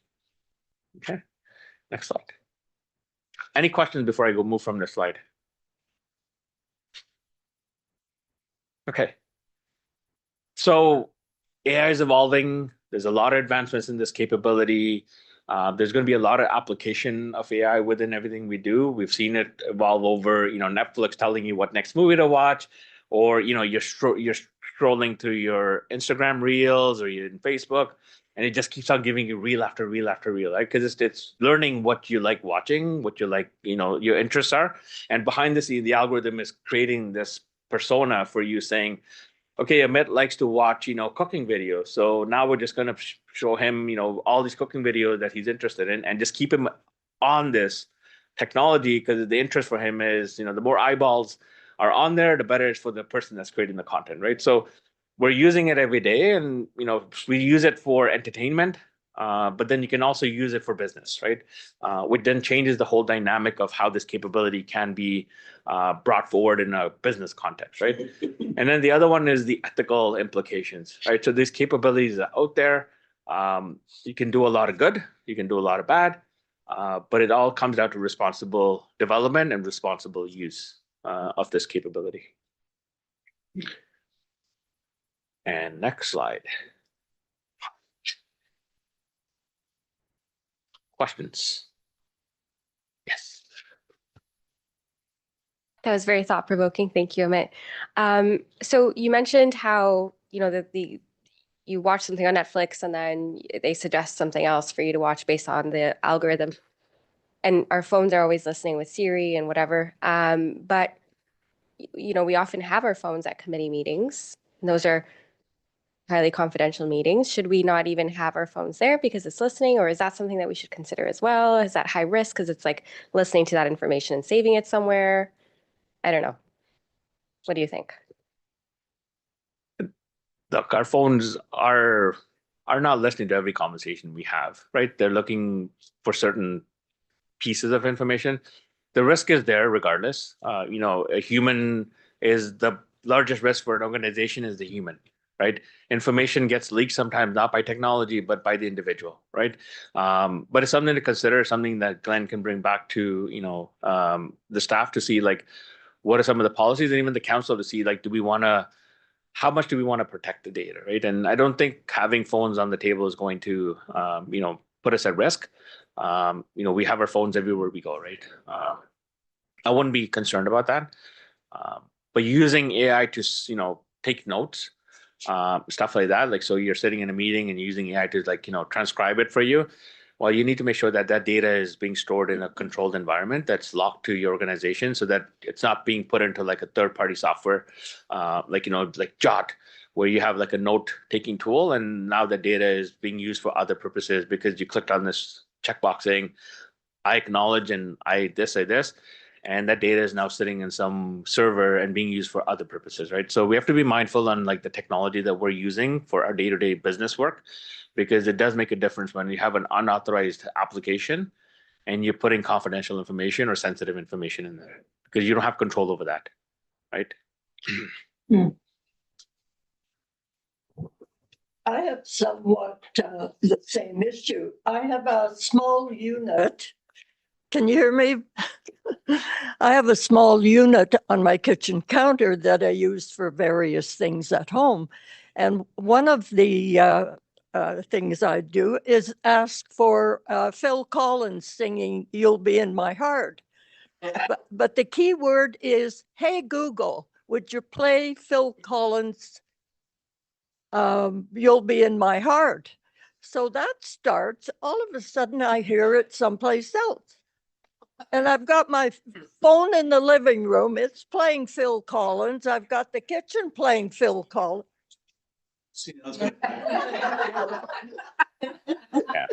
And then I'm thinking, what the heck is going on here? Because, sometimes I slip and say a swear word or something, and is that all being recorded? And he's saying, well, maybe. You turn it off. What's going on? So because you said, "Hey Google," Yeah. it picked up your. So that is another form that is available out there from an AI standpoint, right? Is like, so your "Hey Google" picks it up on your Google speaker, and because your phone is in the same proximity, it hears it as well, right? So because of the location and the distance, it looks like you're talking to both devices at the same time. Now, can I be assured that it's only that every time I say, "Hey Google, do something for me," but I'm not speaking to my phone. You're saying the word that triggers. "Hey Google." Yes. Okay, and that's the only time I'm recorded. Thank you. When you say Alexa, it says, okay, it starts going blue, and now you can talk to it, right? Before that, it is listening, but that's where it becomes, it's a personal choice, right? I have it in my kitchen. I have an Alexa device in my kitchen. It's listening all day long. I have nothing to hide, so it's my kitchen. It's me cooking and cleaning and putting dishes in the dishwasher. But I will not use it in my meeting, like my office and my home. I'll refrain from putting that in my office, right? Because I'm talking about stuff that is probably not something that Alexa needs to know that I'm working on, right? Vanessa made a really good point about like the confidential information that we, especially in hearings, and I'm wondering, I don't believe we have a policy about that, but just the risk of, especially like ICRC, we're seeing things like patient records, we're seeing imagery and other things that really should not be in public space. And I don't know, and I apologize if it wasn't sort of instructed to us, but if we should start to have a more formalized process, especially, as it becomes more commonplace, I think we're going to stop thinking twice when we upload a 600-page PDF and ask it to summarize it for us. And that is activities I think we can all agree we do not want ICRC and discipline and qualifications members doing. So do we need to, and I don't know where the right place to direct this is, if it's to staff or to Michelle, but I feel like this is a policy that we need to probably implement sooner rather than later, and have an agreement for those committees to not use it until there's a guideline in place on how AI can be used. Because even, the co-pilot, we have the ecosystem, we have outside the ecosystem. Do we know how to instruct it when to stick to the document and not, and that sort of thing? So. Yeah, just to answer your comment, I think that like certainly this type of conversation and presentation are, essential in the first steps of this. We need to do a really deep think into, do we need this? Will this be useful for us for the work that we do? Both at both at the board level, committee level, and then at the staff level as well. But until that time where we have clear policy, our intent is that this is not, used in any of the college work at this time. So I guess the question is, should we have a policy in place that says do not use it? And then we can change that when we have a better handle of where and when and how. We can. We can. Yeah, I think because we don't have anything, so I would hope people wouldn't just go ahead and use it, but we're assuming, and so we shouldn't assume that maybe. Yeah, we push can, direct, send a reminder out Yeah. for sure. because there are, when the prompt comes up, do you want me to summarize this for you or something? Right. Yeah, and I mean, we can download PDFs, and I know like Adobe now has an automatic AI feature to help with things like searching and scanning and summarizing. If we don't instruct everyone to turn that off or to only use your CDHO laptop when you're downloading it, I just feel like I think to Emma's point, it's usually the humans that, kind of the leaks happen. But I just feel like we have a responsibility to the organization to make sure that we've, before it will be a harder mess to clean up if there's a leak than just telling people that we're going to stay old school until further notice. Can I Tell you and I can work on it. Mm-hmm. Yeah. And I think, Christina, to your point about downloading content of not using a CDHO laptop, I think that's a risk. So you should always be using your CDHO laptop for any business activity. It should not be done on personal laptops, public spaces. That's the whole.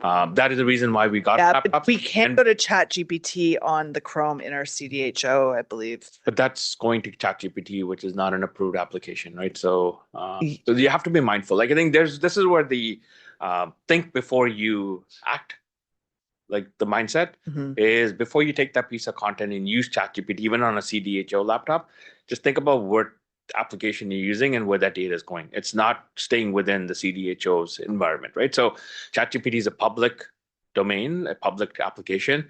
Whatever you put in there, it's being put into the public domain, right? So we should only be using tools that have been given to us by CDHO to do our day-to-day business. And this is why I thought it was the session was required, because I've been in the space for many years and I'm in the space right now. Yeah. And the risks are quite large when you don't have the guidance or the understanding of the capability. ChatGPT is great at giving you summaries and it's good but when you're doing confidential, data that's not supposed to be used in there, you're exposing the organization, right? So I would say use the tools that are old school for now until we have a process and policy in place and there's ethical ways of using these capabilities, right? So, we've been talking to the team on the staff side. I've been having there's ways of still allowing these capabilities to be turned on by safeguarding it to, your own sandbox, right? So, well, we're not there yet, but yeah, I would not use ChatGPT for any council work, even on a council laptop. Yeah, Michelle and I'll send out a clarifying email at the beginning of next week. I think you had a question. Yes. I was just wondering about for the unbiased AI. So you were talking about Gen AI and the agent AI in a council setting. Are we creating a specific AI for council that we can use? Or are we going to try and use, like you were saying, ChatGPT or Gemini or something along those lines and give it parameters? Because it sounds like if we're using a public one like ChatGPT or Gemini or Grok, whichever one, that's not permitted within council. So are we going to create something in specific for us? So I think that's a question that we need to take back to understand, like if we want to, turn this capability on, what does it mean to protect the public, the data, and even the registrants, right? So, but yeah, something we can take offline. There's ethical ways of using it, but you have to make sure that you have it. The technology allows you to utilize it in a way that it protects the data and protects the privacy of, people that trust us to, with the data and the information they're providing, that we're not exposing their information to a third-party tool. And we don't know what third parties are doing with that data, right? So that's where the ethical, non-ethical use comes in this space. AI just, I think, accelerated how people are using this. We were always synthesizing, summarizing data in different ways, but there were applications that were locked into your environment, right? Now you kind of have so many tools out there. The amount of LLMs that are coming in here into the ecosystem, they all kind of do the same thing, but not everyone has the same terms of use in what they do with your data if you use that tool, right? People started creating their pictures. I think last month there was this whole thing on Facebook and Instagram or LinkedIn actually had this thing where people were creating the pictures, like, create a picture of me in my profession. Now you put your own biometric data into an AI tool. You've consciously done that. So now that thing is learning. So every time it sees you in different settings, it's saying, hey, that's a myth. And it can put two and two together, and then someone can use that data for whatever they want to do with it, right? So, but people use it because it's fun, it's cool, but you're putting your biometric data into a tool that you don't know what they're doing with that data. So be mindful. It's not to scare away from the technology. It's more like, just think about what the activity is and what you want to do with that tool, right? I just have a follow-up question. If we were to use something like AI in council for governance, how would we create it so that it is an unbiased piece? Because we know that the more we feed it the information, the more information that it's gathering, it does start, well, I guess with ChatGPT, it does start to create this bias of what you want to hear. So I'm just wondering how we would safeguard against that too. No, it's a good question. And I think I haven't got into like the details of it, but there's also the prompt engineering, which is the prompting. So that's what you kind of use to ask it to do something in like, just general language. There's ways of prompting the AI to actually get you to a result that you actually will get the right response to, right? So there's ways of doing this. So prompt engineering is something that it's a whole topic on its own. But that's what you use to kind of say, okay, I want to create an X presentation with this level of detail, with this information, and only use these sources. So you can actually lock. So NotebookLM has this capability where you can actually lock the AI just to look at the assets that have been uploaded. And it doesn't search the web. It doesn't search anything else. It looks at those 4 pieces of documents or assets that you put in there, and it will provide you a response based on those things, right? But in order to get there, you have to make sure that your NotebookLM ecosystem is set up so that it's only within your own organization, and you're not using the general public version of it, because then you lose control over the data, right? So there's ways of doing it, but that comes down to, as an organization, how do you want to bring these capabilities into your day-to-day ecosystem? Sorry, I have another question and related to the oh, sorry. I'll let you. Sorry. I have actually 2 questions. One is regarding how we can safeguard the council, and the other one is regarding registrants, because to make sure that public is not at risk. At a point, like going back to using the laptops, that's just a comment. At a point that I had 4 laptops from 4 different organizations, and one laptop was so restricted that we couldn't use anything other than just opening up the college, like that material, and then just dealing with that material. And that's just a suggestion to the council if we want to do that until we have clear policy, maybe, I'm not sure, so that the people don't put the data into the ChatGPT, could be.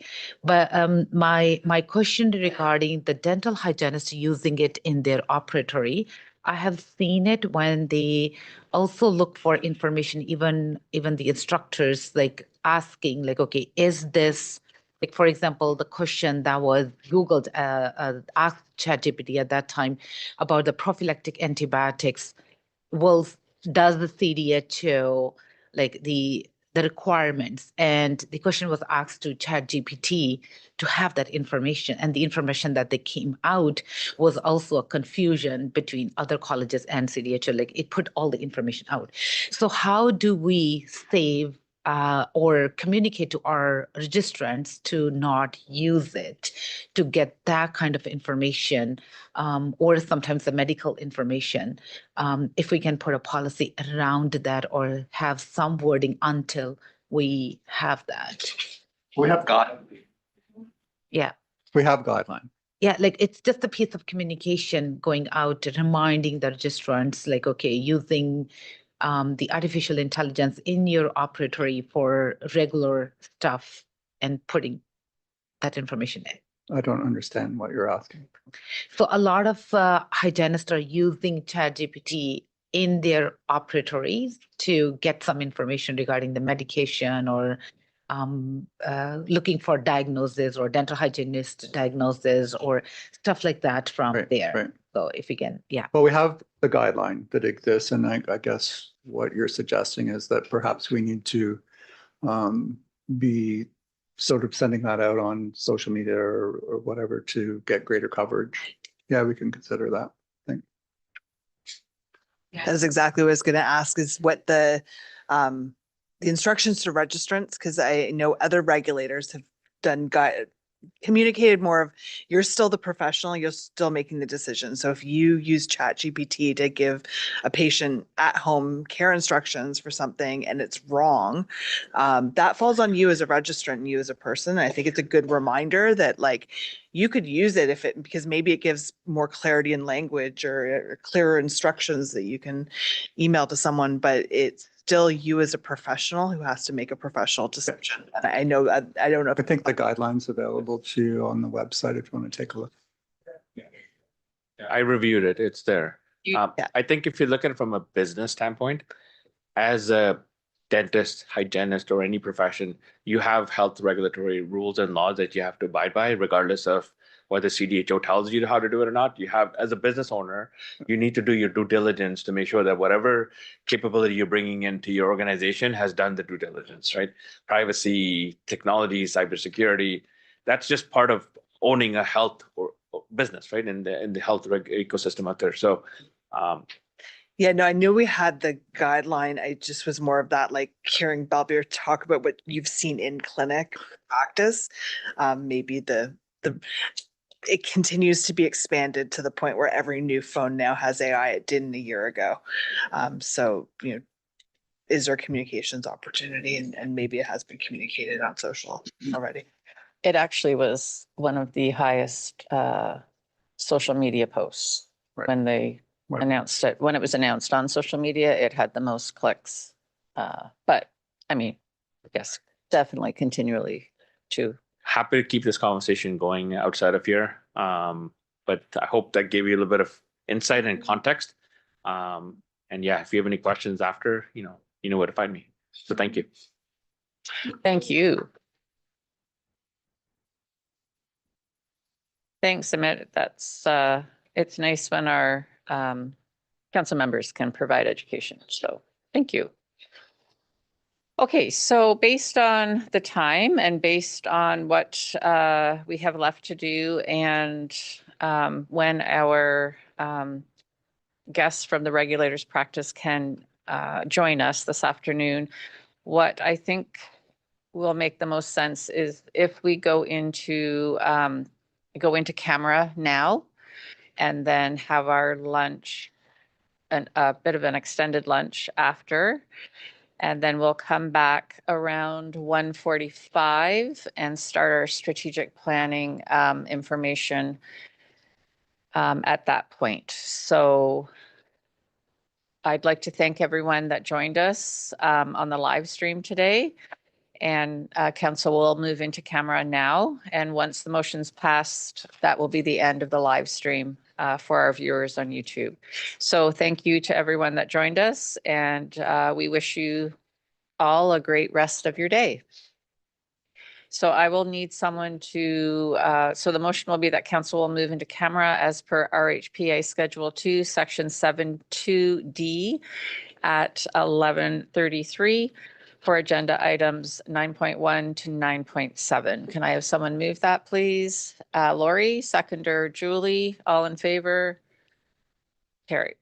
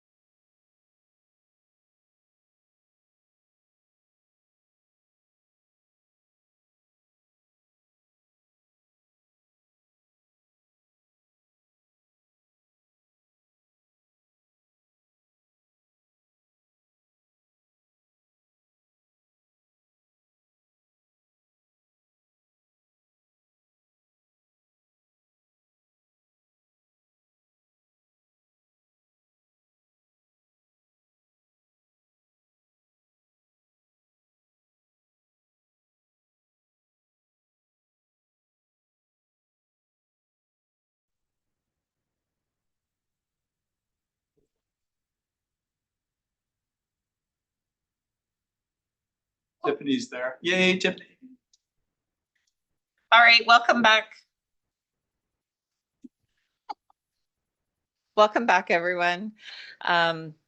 We're going to resume our council meeting, and we are going to start with item 6.3, which we're continuing our governance process items from this morning. So 6.3 is strategic planning, and I'd like to welcome to the table Paula Benbow, Director of Policy and Strategic Initiatives, who will provide council with an update on what has been accomplished with the strategic plan at this point.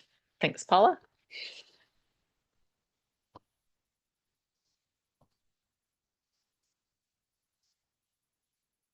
So thank you for having this agenda item during today's session. We wanted to take a moment to acknowledge that it's been 1 year since Council approved the strategic plan for 2025 to 2027. So there's been a lot of accomplishments that we want to highlight today, and take a moment to look at the direction we're headed in terms of what are some of the initiatives that we're working on now. I'll note that the communications department is working on the annual report, as well as maintaining the CPMF report for 2025. So more detailed information will be available to you at the next council meeting. We just wanted to take a moment because we are at that 1 year milestone. We'll see if my pointer works. Fingers crossed. Yikes. Oh, working. So maybe Veronica, are you able to move it to? Oh, maybe you have to do that. Oh. Oh, there we go. So as you know, the strategic plan has 4 pillars. The first pillar being collaboration with system partners. Second one, support professionalism, quality care, and continuous learning. The third one, commitment to equity and inclusion, and modernizing governance practices. So this short PowerPoint is going to discuss the first 3 pillars, and then the subsequent agenda items will be focused around the modernizing of the governance practices.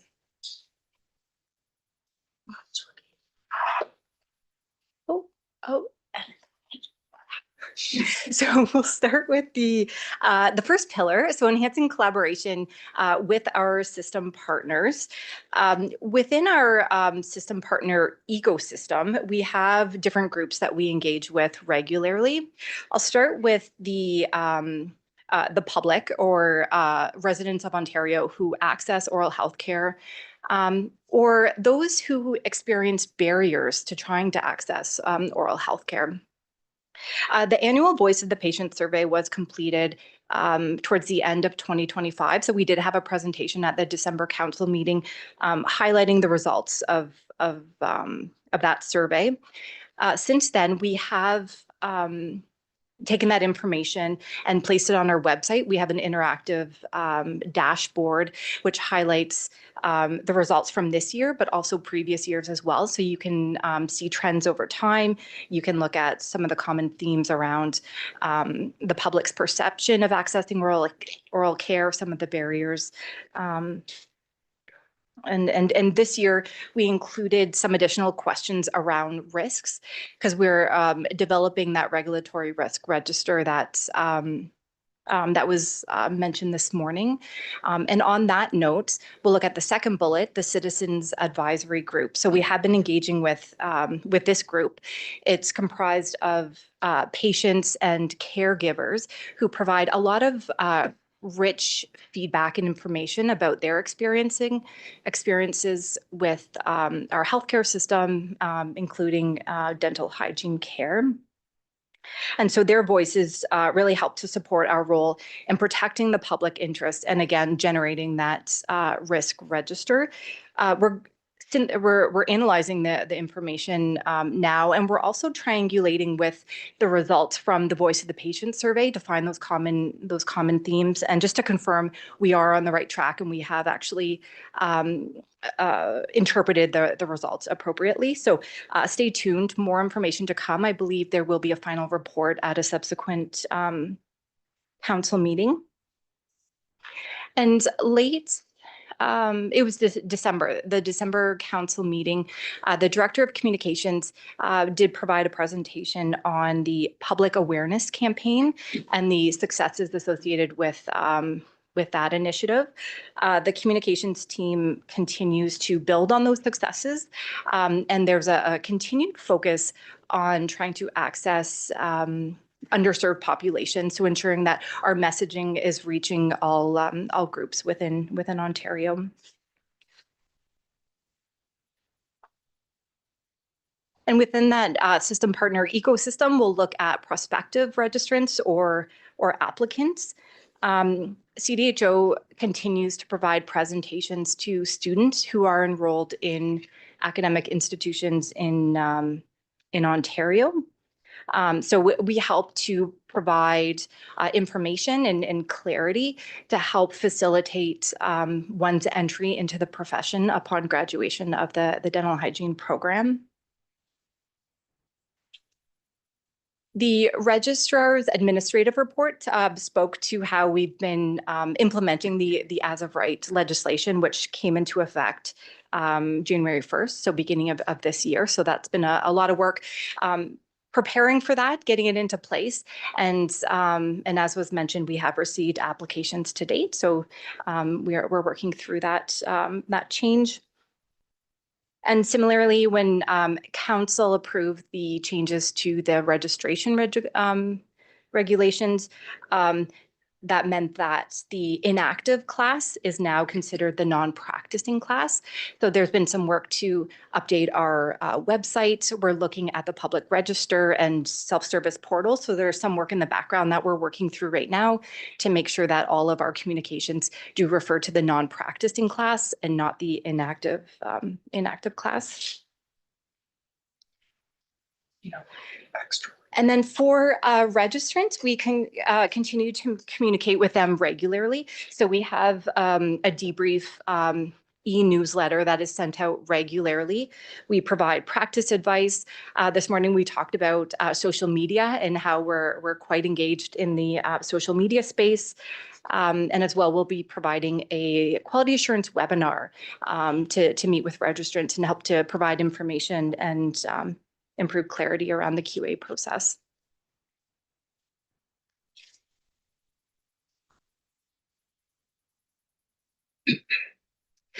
Still within the registrant base, when we think of that ecosystem, we've recently conducted the registrant engagement survey. So that was open from March 2nd to March 22nd. So it just recently closed just earlier this week. We're still analyzing the results, but we are pleased with the response rate. There were emails that went out and reminders, and again, it was promoted on social media. This survey instrument asked questions around registrants' experience with CDHO, so the registration process, quality assurance, interactions that they've had when contacting the college. And we also asked questions about the current state of the profession. So what are some workplace considerations that are top of mind for them? We asked questions around AI, that's a big topic.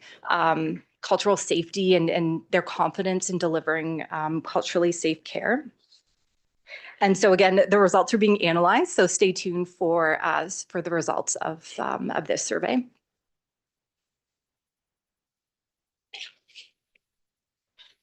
And then within this slide, you'll see a range of other system partners that we work with regularly. So we meet with the association regularly on matters of shared interest. We've even been meeting with local societies who have requested meetings or even webinars to share information with their local constituents. We meet regularly with other oral health regulators. So thinking here in Ontario, we meet regularly with regulators here, but also across the country. And the Federation of Dental Hygiene Regulators of Ontario helps to facilitate that forum, and we discuss matters of shared interest. And we heard from the Office of the Fairness Commissioner this morning, so I won't repeat that information, but just that we do have a strong relationship with the OFC, and we continue to collaborate when opportunities arise.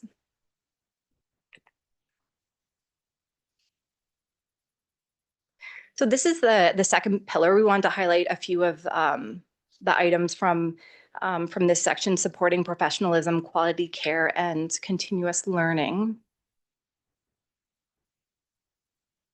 And our modules was mentioned this morning in the Registrar's administrative report. So we have published a few new modules to add to our existing library. So in December, we published an e-learning module on professionalism, communication, and the importance of maintaining professional boundaries with clients. And similarly, earlier this year, we published one on the importance of record keeping and some of the best practices associated with record keeping. I'll note that both of these modules are available in English and in French. And this work is part of a continued effort to modernize the QA program and help to support continuing competence and professional development of registrants.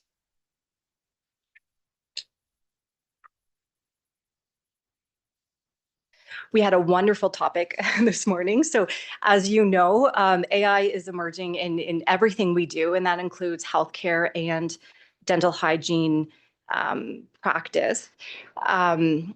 So it was mentioned that CDHO recently published a practice guideline and a one-page checklist for registrants to use. These resources really highlighted the existing professional obligations. So what are the privacy considerations? What about informed consent? That doesn't change if you use AI, but you need to ensure that you are disclosing all the necessary information prior to obtaining the informed consent. The guidelines talk about potential risks associated with AI use and perhaps some of those risk mitigation strategies that registrants should consider before they decide to move forward with the use of AI, if at all.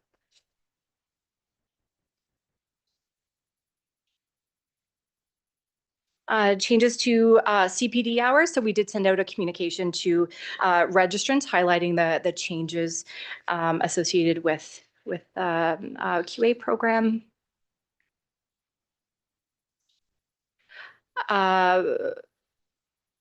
We have prepared a practice guideline on informed consent. So this is a very important topic for us. So this is something we identified a need through, the Voice of the Patient results or the Citizens Advisory Group. We are seeing that it's a very important topic that we work through with registrants. So stay tuned for the April debrief. We'll be launching the practice guideline. And as was mentioned, there will be a video that we will be developing as well to supplement the guidelines.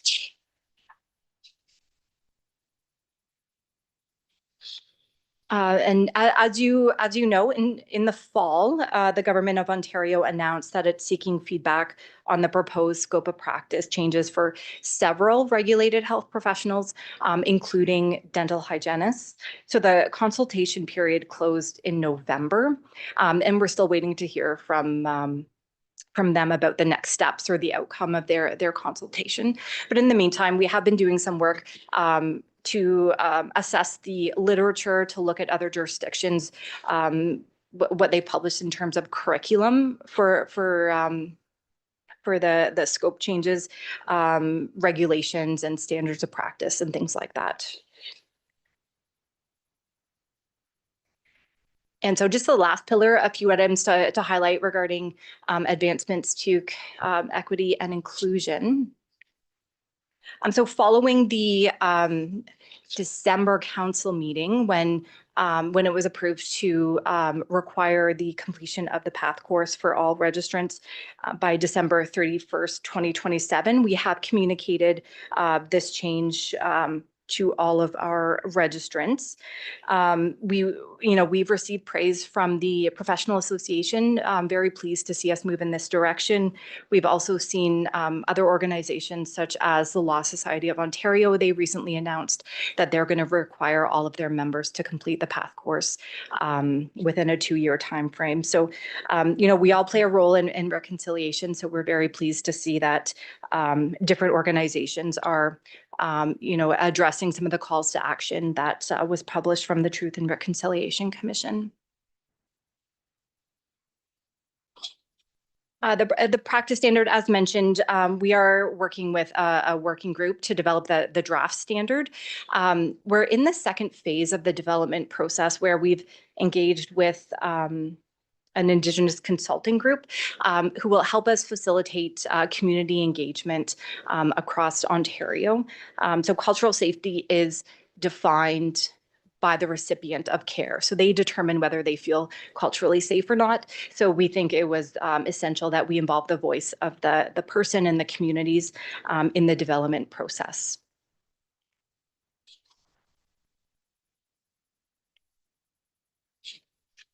I thought it was wonderful to hear that the Fairness Commissioner mentioned about how, he applauded our work to collect the demographic data collection.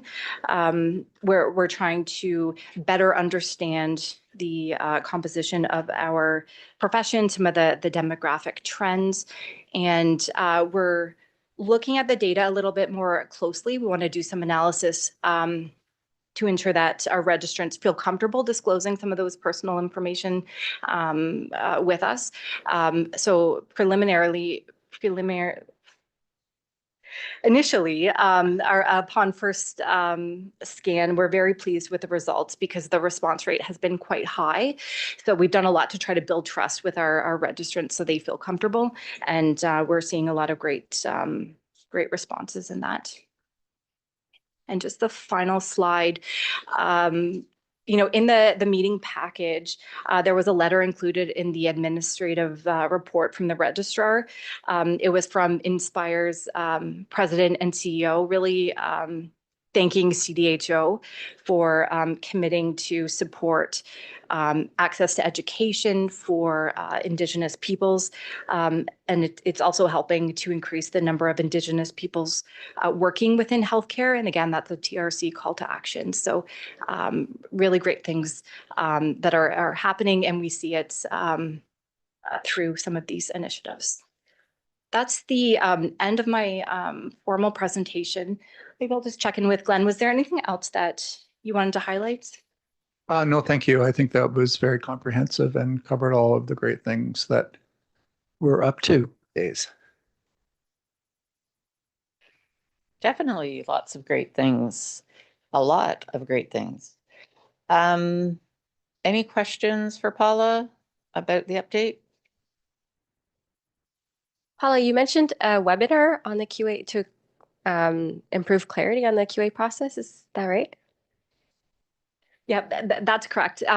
We sent out the communication to registrants first. We wanted to send out the recent changes to the number of hours and what's eligible, like CPR, things like that. And then the next phase will be to host a webinar for registrants. Is that accurate? Anything else you wanted to add, Sanita?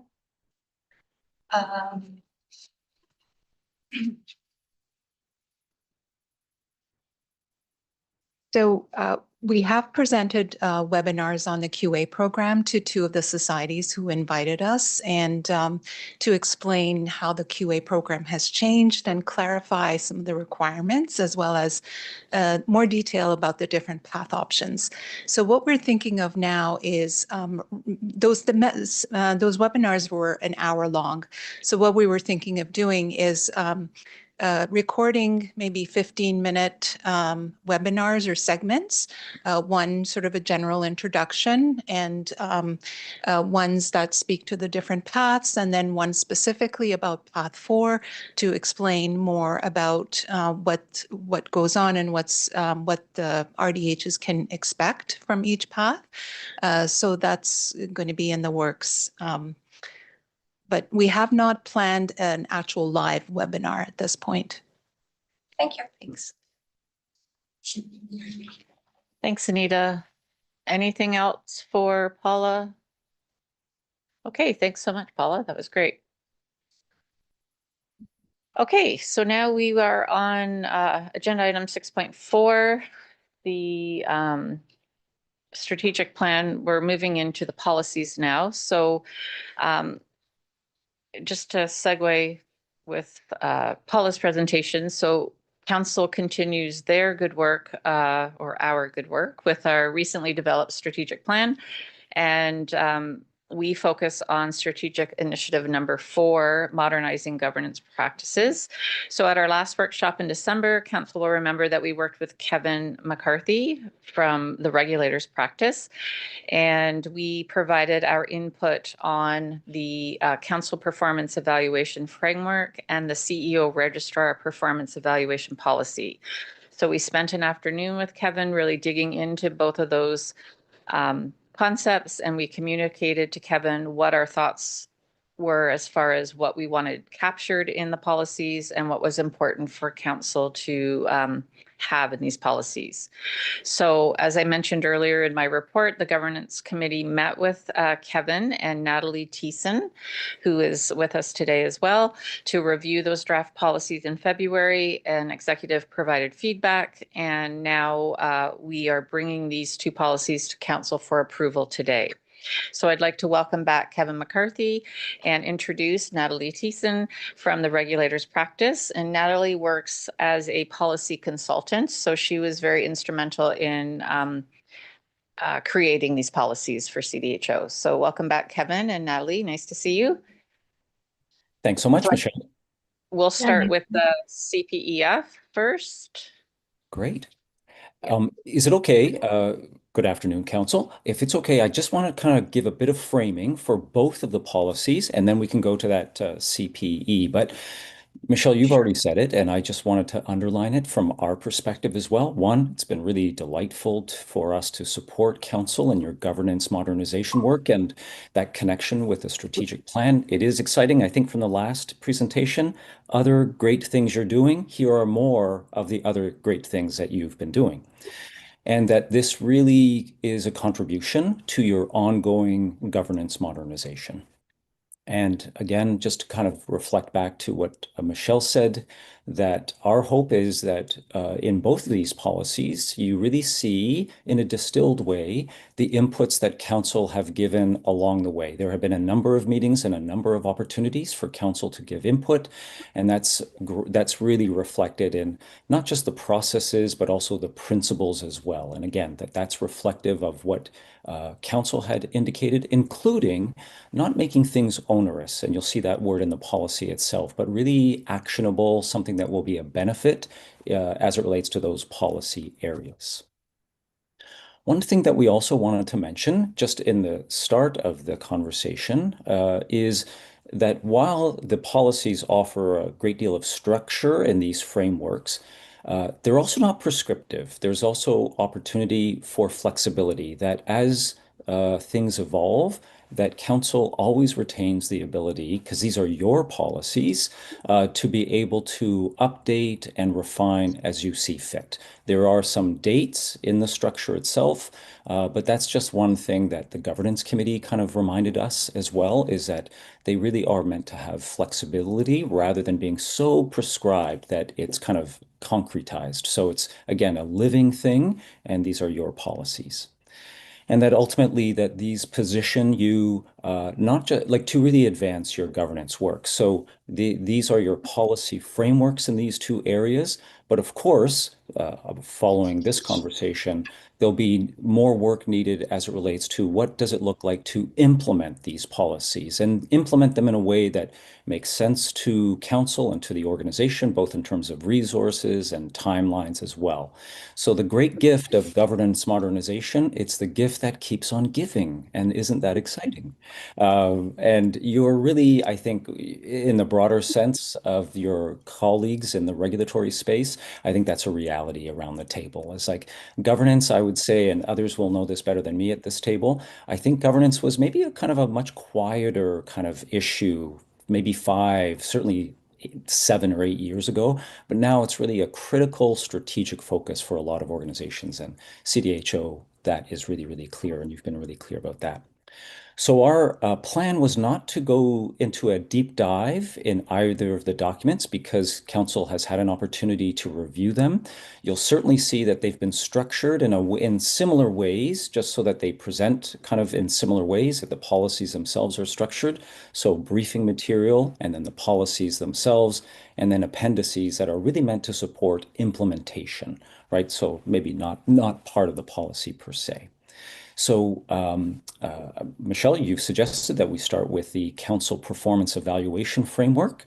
That sounds really great, rather than kind of mixing up the two. So if it's okay, I'll just send this back to Council. Natalie and I are here to provide any information that's helpful, but of course, you're at the table yourselves, and there might be some discussions that you're also having as Council members too. So I'll stop talking. Using many words to say simple things. That's a skill set that I have, but we'll be really curious and excited to hear what you're thinking about. So over to the floor. Thank you, Kevin. I just want to remind Council that the briefing note for the CPEF is on page 97 of your meeting package, and the policy itself starts on page 100 of the meeting package. I'll just intro it, I guess, as recognizing that the framework basically highlights Council's commitment to excellence and really is guided by our public interest mandate and our mission to regulate the practice of dental hygiene for the overall health and safety of the public of Ontario. So, but interested and welcoming any comments from anyone.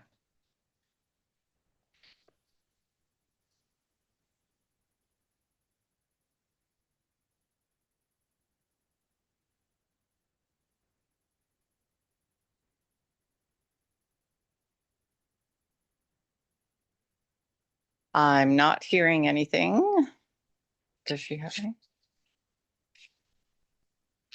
I believe we do have some questions from a board or council member that is not here, that is sent in comments or questions via email. So I'm going to pass the mic over to Vanessa, who can share them. Thank you. Okay, so there's a comment on just the Council Performance Evaluation Framework.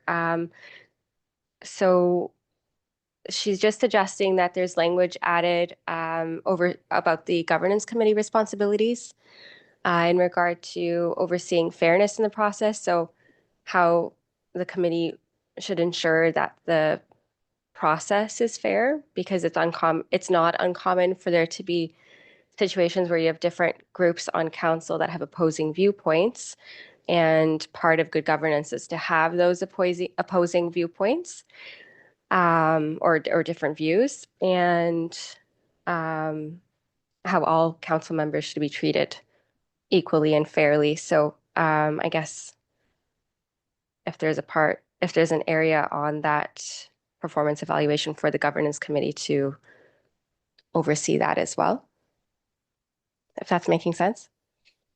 Vanessa, I think it's making sense. Can I just clarify? And so do I have it, and you'll correct me if I'm missing it, that might be something somehow more keenly reflected in the roles and responsibilities area under the governance committee, for example? Just double checking. I think you're right. Okay. Yes, I think so.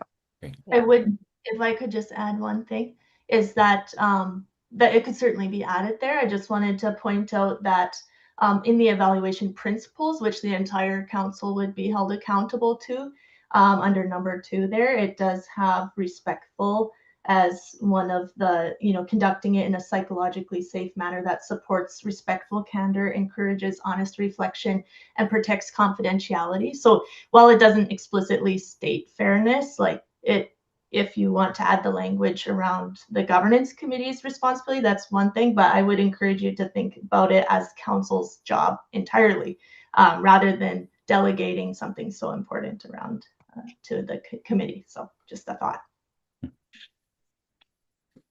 And maybe if it's okay, Vanessa, just I think you have others, but I wonder if this is a maybe good example. Like these are areas, for example, if council decided that you wanted to update the policies, I don't think that this stops you from, if again, I don't want to get ahead of myself. If council decides to approve these policies today, you retain that ability to update as you see fit. And I think Natalie's provided some input as well. Just a little bit of a process check.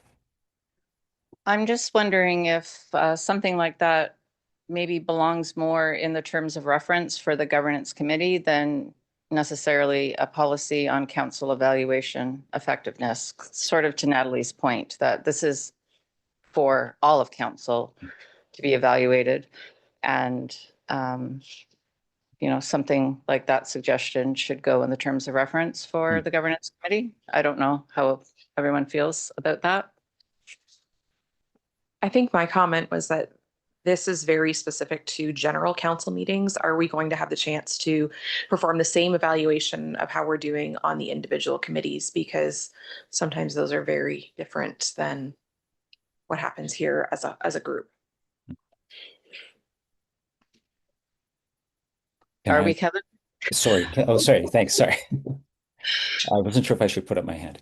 So I think the way, part of, and Natalie will jump in as well, but one of the considerations for you, and would be our recommendation, is that you've got a 3-year cycle. That's what the framework is considering.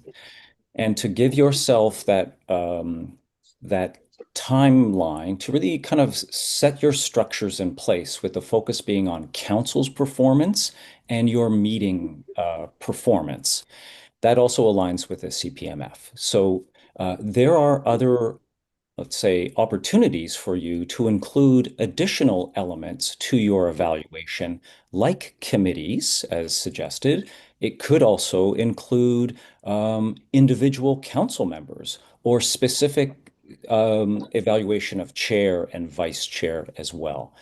I think from our perspective, the recommendation would be to kind of really begin by setting out this as your baseline for your council evaluation. Again, it includes meetings.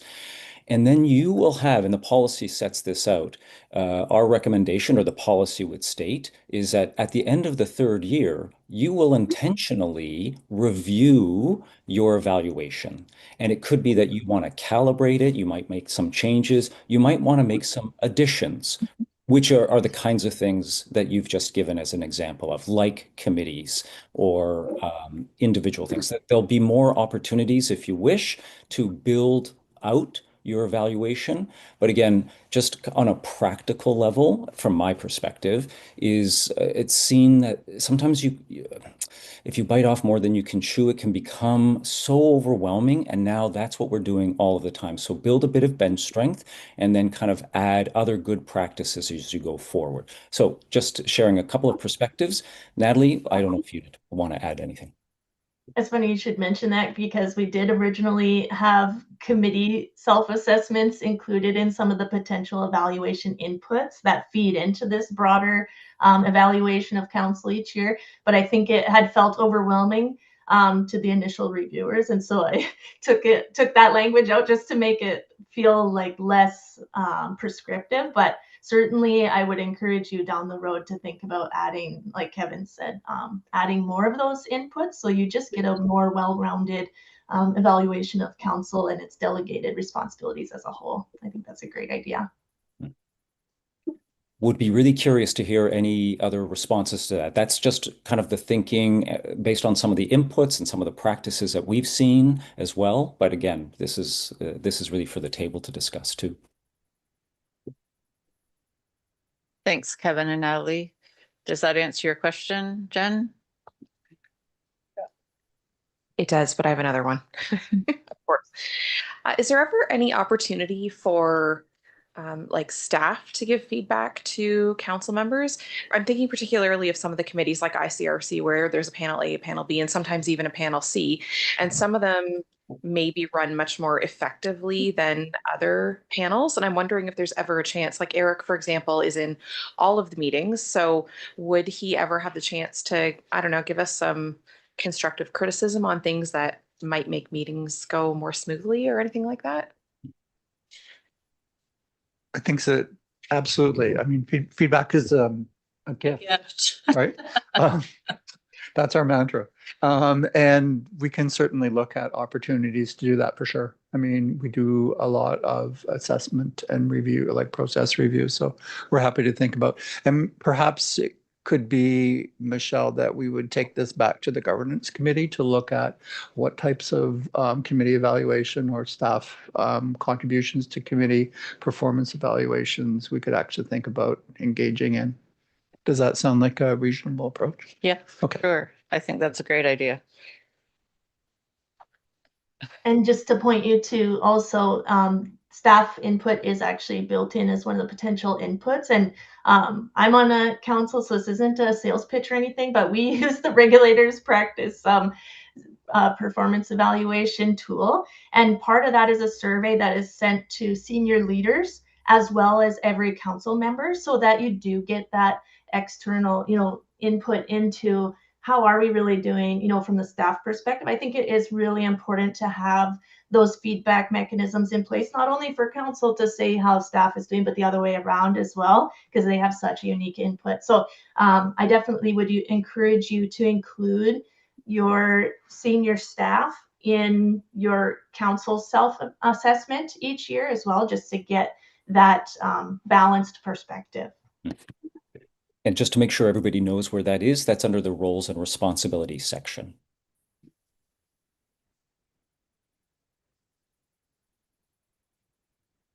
Thank you. I'm just making notes. Any other questions or comments about the policy?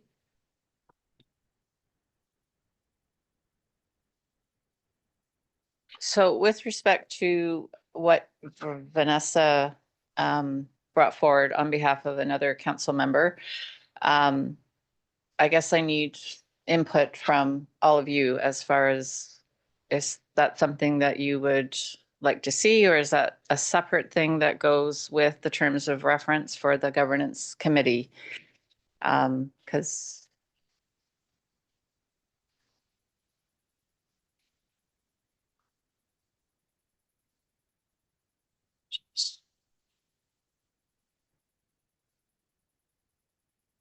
Can you just repeat what the feedback was?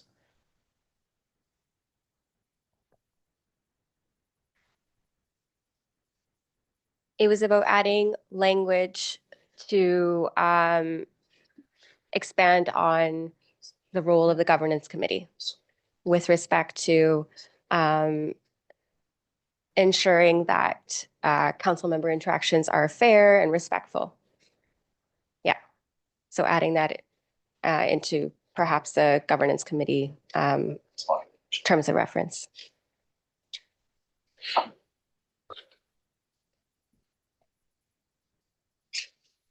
so basically, are we adding this suggestion into this policy, or are we keeping it out of policy and putting it in the term of reference of the governance?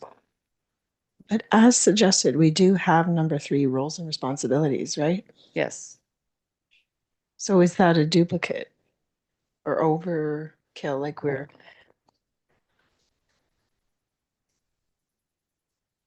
Yeah, I think the respectful piece is in there. So perhaps we just keep the policy as is and just look at revising the governance committee terms of reference. So this would be easy to do. We can just take that suggestion of putting that in the terms of reference back to the governance committee for our next meeting.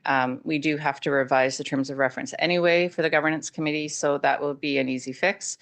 And that way the policy stays as is. And because this is up for approval today. So, if we're going to amend it, then we would have to approve an amended policy. So just looking for feedback. You're good?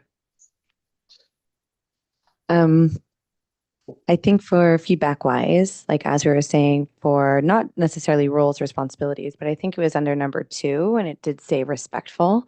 So that addresses that scenario as well. So I'm okay to move forward. Yeah. Okay, perfect. Thank you.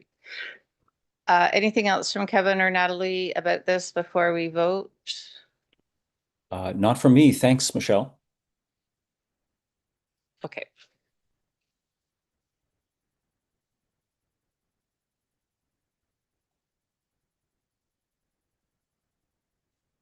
So the motion is that council approves the council performance evaluation framework as presented. So can I have a mover for that, please? Jen, seconder, Anne Marie, all in favor? Carried. Thank you. So now we'll move to 6.4, CEO Registrar Performance Evaluation Policy. There's a briefing note on page 114 of the package, and the policy itself starts on page 118 of the package.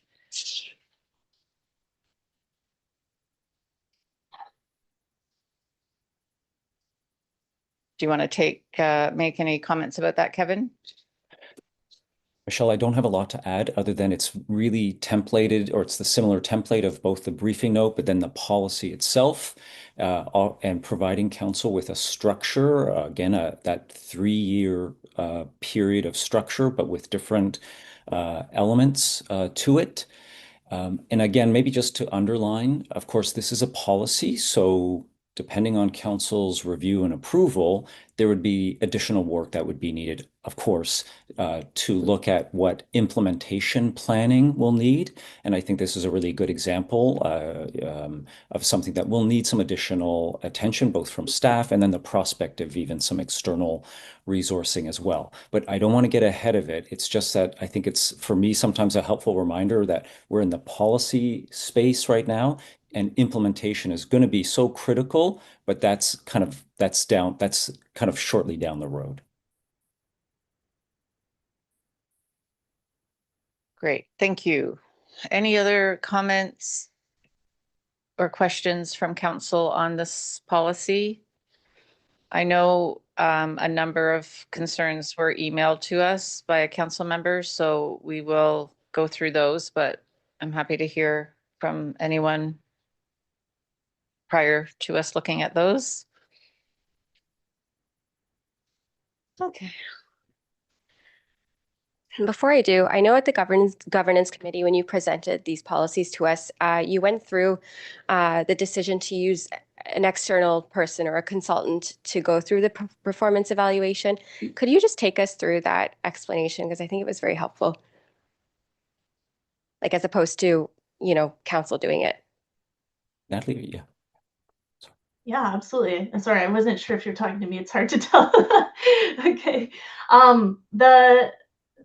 One of the most important things that is within council's portfolio is to maintain and manage and support the CEO and registrar of the organization. Really, the goal of the board is to enable the organization to fulfill its mandate, and supporting your key players in doing so is really critical. So I start with that because what I've seen in other boards is when the board tries to do it in-house, it doesn't always end well. There's some vulnerabilities there around bias and around even like bias in a good way and bias in a bad way. Sometimes you can't see clearly when you're very close with somebody or have some conflict there. So what I start with that, just again, to remind us that we want to approach this evaluation with a lot of care and thoughtfulness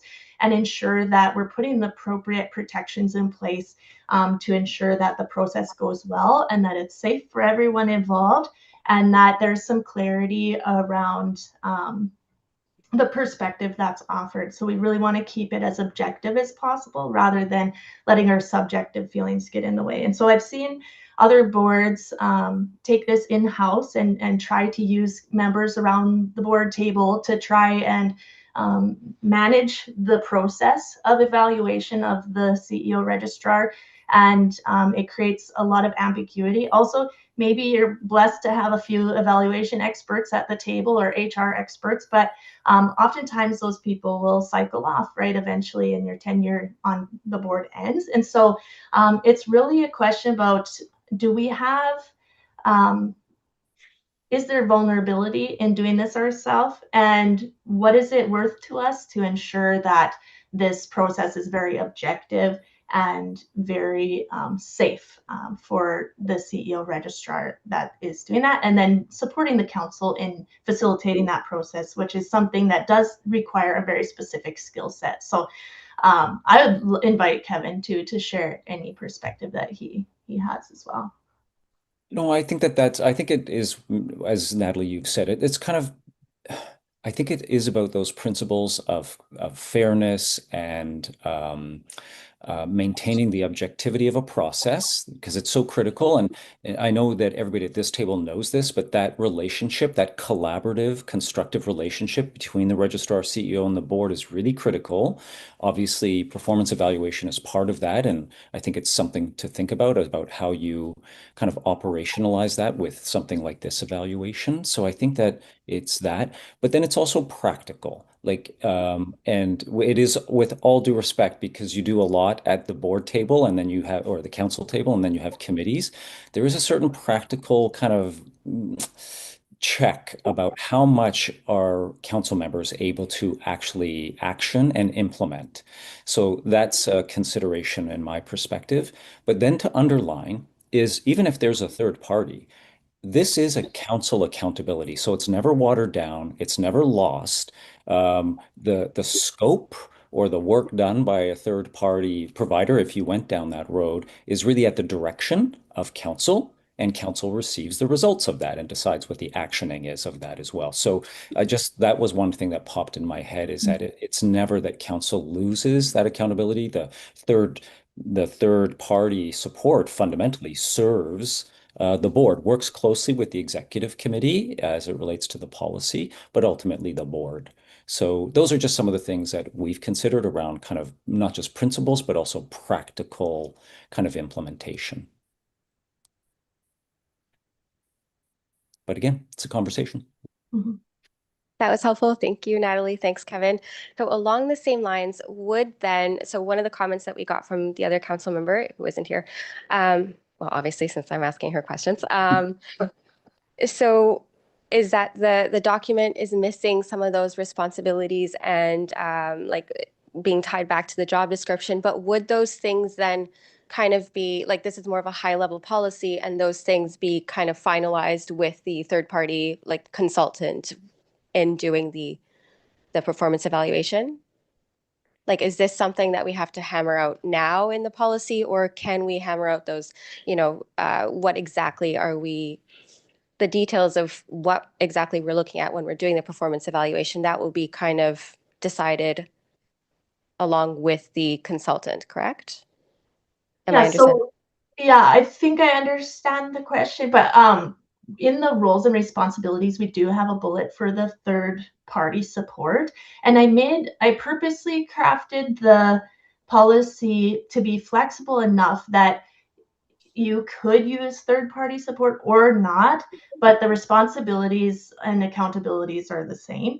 What you would do is you would, as a executive committee, for example, approach a third party with this policy in hand, and you would show them the evaluation framework number 4 and say, these are the domains that we want to assess regarding the CEO's performance.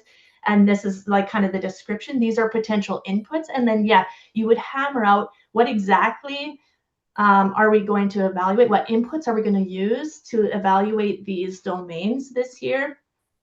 And then enter that agreement with the third party, or do it yourself, either way. But the role and responsibility of council, like Kevin said, doesn't change. It ultimately sits with council.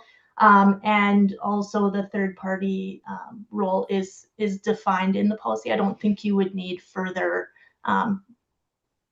detail on that from my perspective, but it's a little bit unclear what specifically they're looking for from that question, but that's unless you have further insight. how I would answer that. Natalie, can I just jump on that point? Yeah. Because Yeah. again, I think the policy sets it out pretty clearly without being directive. Yeah. And it is that third party. I'm just picking up where you were at. That ultimately, with the executive committee, informed by council, of course, it really sets out the evaluation process, the tools, how information is to be synthesized. So what that would look like will really depend on what you want. And then what maybe an appropriate provider might provide, or you do on your own. But yeah, I think, Vanessa, to your question, I don't think the policy would want to sort of set out all those things because maybe things change, but it gives you always that flexibility to decide what will be kind of included in process, tools, et cetera, as part of this evaluation. So I think that slightly higher level is where you'd want a policy to be. I think if I'm interpreting her question properly, I think she's looking for a job description to evaluate the performance of the CEO. And since it's not here, she's asking that it should be. But I understand what you're saying, that the policy is high level and that comes later when we determine what we're evaluating. Yeah, because for example, you go on, we have in here as well, like the 3-year plan, right? So you'll do a more basic, maybe assessment the first 2 years, and then the third, a more enhanced. So we wouldn't want to necessarily give you a very prescriptive, even, job description to hand out as a RFP or something, because the way the policy is crafted is that each year the executive committee sits together and they say, what is really important to include as inputs? What would this process look like this year? Maybe it's the exact same as last year. Maybe we learned some things we want to tweak it this year. So we don't want to, I wouldn't find it to be necessarily appropriate as the consultant to take that step to provide you a description to use as a RFP or something, just because that responsibility still of choosing the explicit process and inputs will still sit with the executive committee. So I think that's the answer to that. Yeah. Natalie, can I ask you a question? It's so nice to see you. Can I ask you a question? Yeah. No.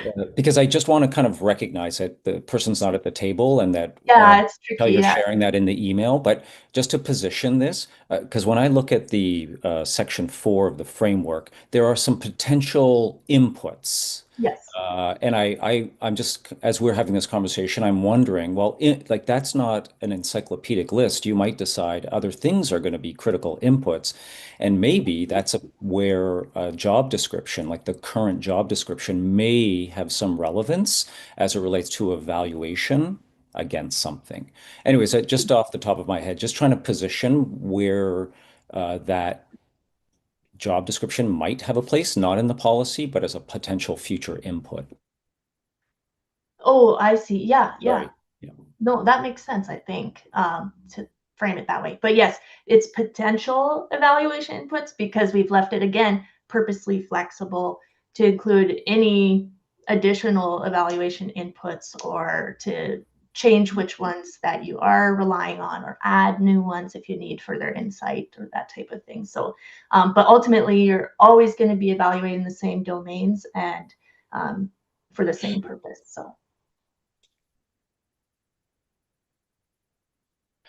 Michelle, can I just check in with you or anybody at the council table? Is this, I just want to make sure that we're kind of in the realm of responding to that question. So you'll give us feedback or anything else that you think needs attention.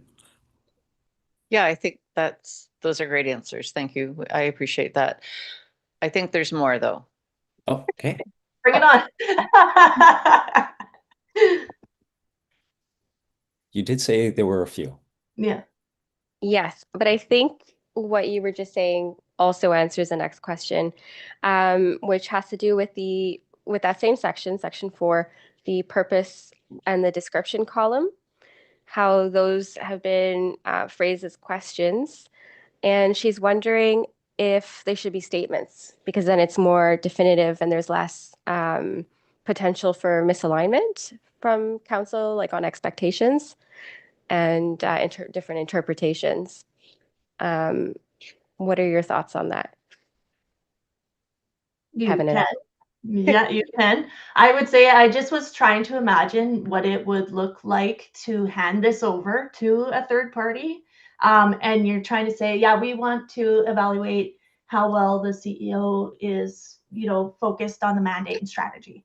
And so what I was trying to do is frame it with that purpose and description to say, when they're looking at like, what does that mean though? Like, what is it that I'm supposed to be looking at? Sometimes a question comes across, really clearly. So, but if you'd rather have a statement, that is certainly, it's neither here nor there necessarily. But we can certainly add some statements instead, if that's what you prefer. So. I feel like we're trying to get away from the statements. Like that was sort of the previous model. With policy governance, yes. Very Yes. Very targeted with the words. So because you'll notice that these aren't objectives. Like the questions aren't meant to be saying, what does good look like necessarily? It says, what does this domain mean? What are we looking for in terms of evidence? And so I think it's up to the board to decide, does this equal good? Does this evidence show us good? Does this show us what we're looking for? And I think that's where the difference between a statement and a question comes in, is if we're looking for an objective evaluator, like saying good equals 75% progress on strategic priority 1 or something, then we would definitely want a statement, absolutely. But because this is more of what is it that we're meant to be looking at with this domain, it's just simply a description. If you'd rather have a statement for that, that works, but a question is equally as powerful. So.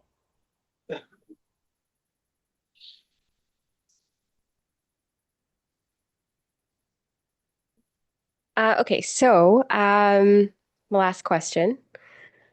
So she, isn't here, so she's not listening to your responses. But too bad. After reviewing the documents, she did request that a line be added to reference the job description and how often that document is reviewed by council. If I'm understanding this, so you're suggesting that the executive committee will be reviewing it once a year. Now, as for adding that job description piece, that's something that could be worked in with the executive committee when they look at the document, right? I think I'm coming to understand what the job description is referring to. And it would be the CEO registrar job description that we are evaluating against. Are they fulfilling their role? Is that correct? That seems like it. Okay. So that would be, I'm just trying to think if it has space in this policy, because I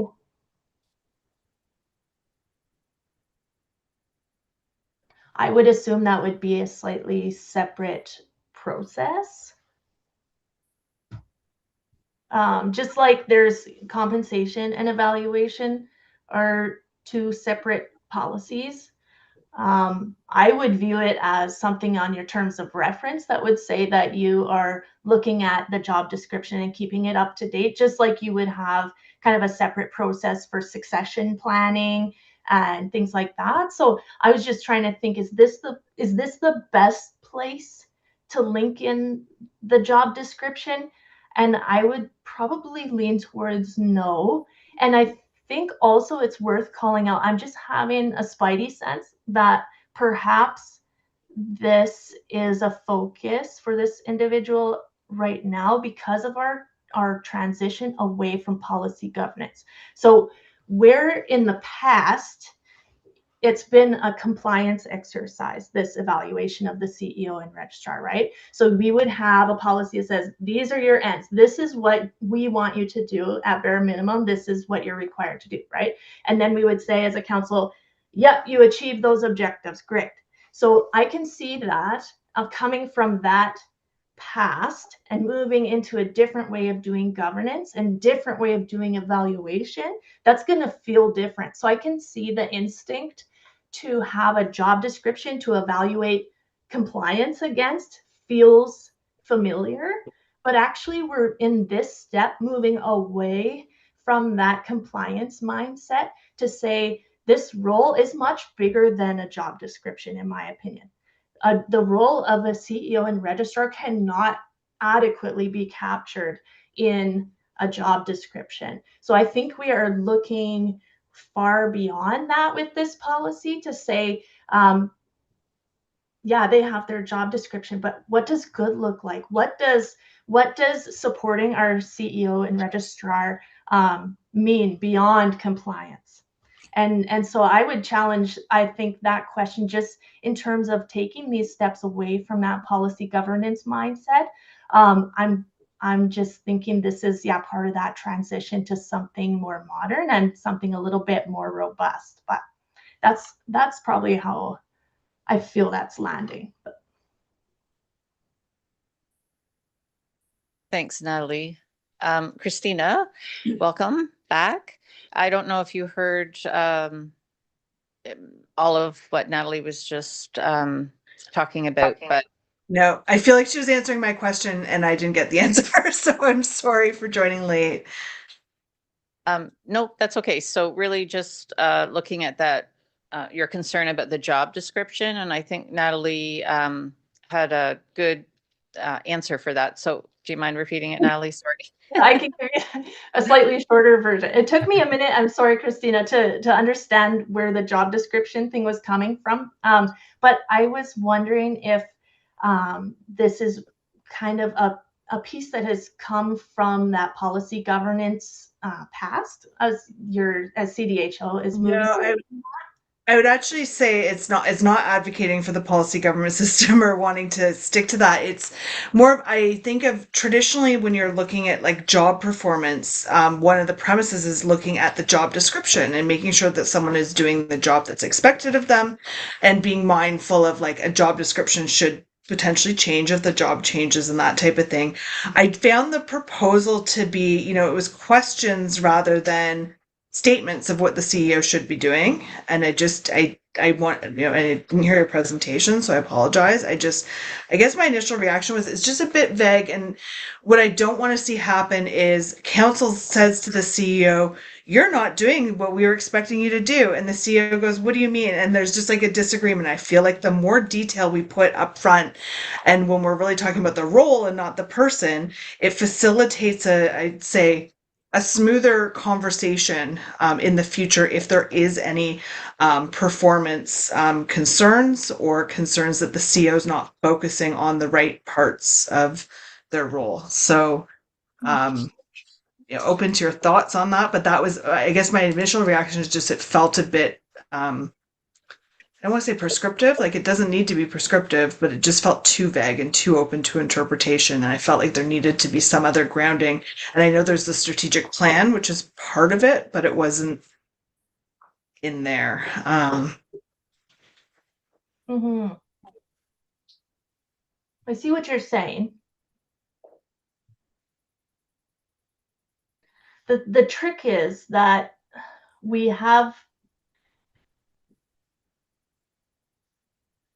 because what I was saying about the job description is in the past, you've had like a very clear set of expectations. This is what the CEO registrar does. And you either meet that or you don't meet that or somewhere in between, but that's how we're going to evaluate. So it's very much structured and centered on that role kind of description, those expectations, right? And so I see where there is value in that to a certain extent. But I think where it lost value was really, it was a bit narrow in terms of the really focusing on compliance rather than the full breadth of the role. So it doesn't necessarily mean that there's no room for a role description or for like more tangible benchmarks for success and expectations. But where that comes in Let me just make sure it's in my process here. Where is it? Oh, maybe it's under roles.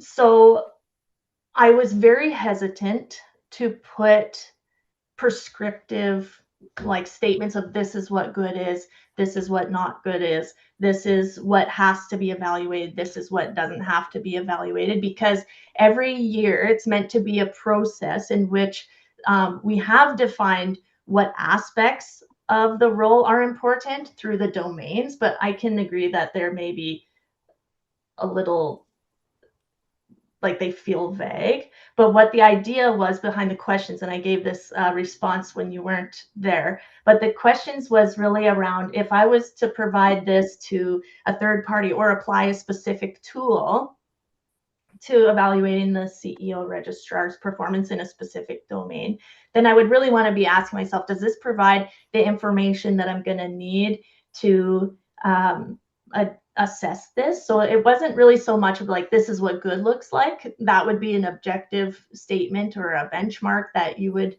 definitely need a statement. This is more to say, to frame for whatever tool that you're using. How can I best get insight into this domain? And then the benchmarking specifically would have to come from the tools or the set of tools that you decide to use. So what good looks like could be a year-over-year improvement on the self-assessment, or it could be that they are making adequate progress on a strategic priority or something like that. So I think it is a little subjective for sure, but that's also why we encourage the use of a third party to help create an objective plan and process around this, to use insights well, to create that very robust and evidence-informed decision-making around what that looks like. I could see though, like from the CEO, I would be interested if he's willing, if he could share his perspective. Does it feel, oh, he's talking, but I would be interested to see if he feels that it's a little bit too loose, that he would be nervous about the outputs. Oh.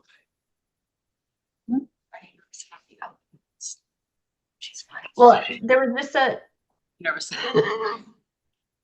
I can repeat my question for you. Yeah, sorry, thank you. I was distracted.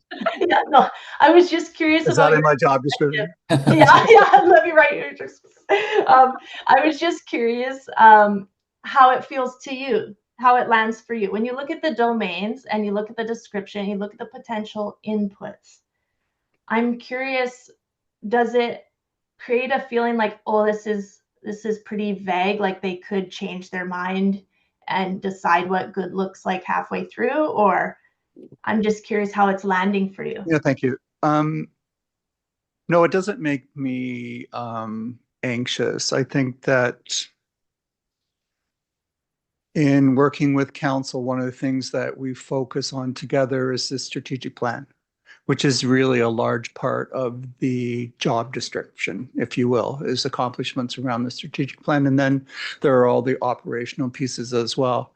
And certainly we're moving away from a piece where, you know, a lot of the details of what I was expected not to do wasn't about what I should do, but it was what I was expected not to do were articulated in the executive limitations policy. I don't believe what I'm doing for the CDHO is a job. It's a leadership position that entails lots of different types of activities, attending to lots of different relationships and initiatives, including the strategic plan. So while I understand that when it comes to evaluation, it might be easy to do something, just look at a checklist, job description, doing this, not doing that. I'm hoping that we can actually move into a place where we engage in more of a relational type relationship, if you will, in terms of discussions around performance. And I think that we're actually quite there. And I would hate for us to get into an arrangement around job descriptions. Now, I can tell you that, there may be some value in taking this back to the executive committee and seeing whether or not we can flesh it out a bit. But if we're going to impose a job description on my position, that means that I'm going to have to renegotiate my contract with the organization. Yeah. In consideration of this new job description. So there is that piece as well. So, Or yeah, and I just want to clarify, like, I think it's more of an I always, my brain goes to the worst case scenario often because I want to make sure we mitigate the risk now while we can, which is if and when Glenn 20 years from now decides he's tired of the cold weather, I'm already. And what if we make a bad hiring decision? It happens to boards all the time where someone is not performing, the board knows they're not performing, and this document is something that we would be using to rely on to put that person into a performance improvement plan potentially, or to address, like, this is where we are initiating the conversations of saying, we do not believe that you're and Glenn, I hear you, it's not a job, but it's like our job as council members is to make sure the CEO is performing those responsibilities. And it just felt, I just looked at it from a lens of what if someone was financially mismanaging, and yes, we have a policy there, but you can get into a gray area, and does this make it clear? Well, I look back, a question to me is not a description or a statement. So how do I hold someone to what we've identified as really a question of if this is getting done? I agree with you, Glenn. I would be supportive of this going back to executive, and maybe having a bit more of a conversation, and maybe where it is fine as it lands. It just felt a bit light on details, and it's not because where we're going. I'm just thinking more of just generally, like, when you have an employer-employee relationship, and Glenn is currently the only employee of council. So how do we make sure this document covers that aspect of things as well? I think that's, in fair comments, I think that perhaps taking it back to executive might be appropriate, giving some consideration to these pieces. And then at the juncture where you are seeking to employ a new registrar CEO, then that might be an opportunity for you to further flesh out, if you will, like duties and responsibilities that you would use in, say, in your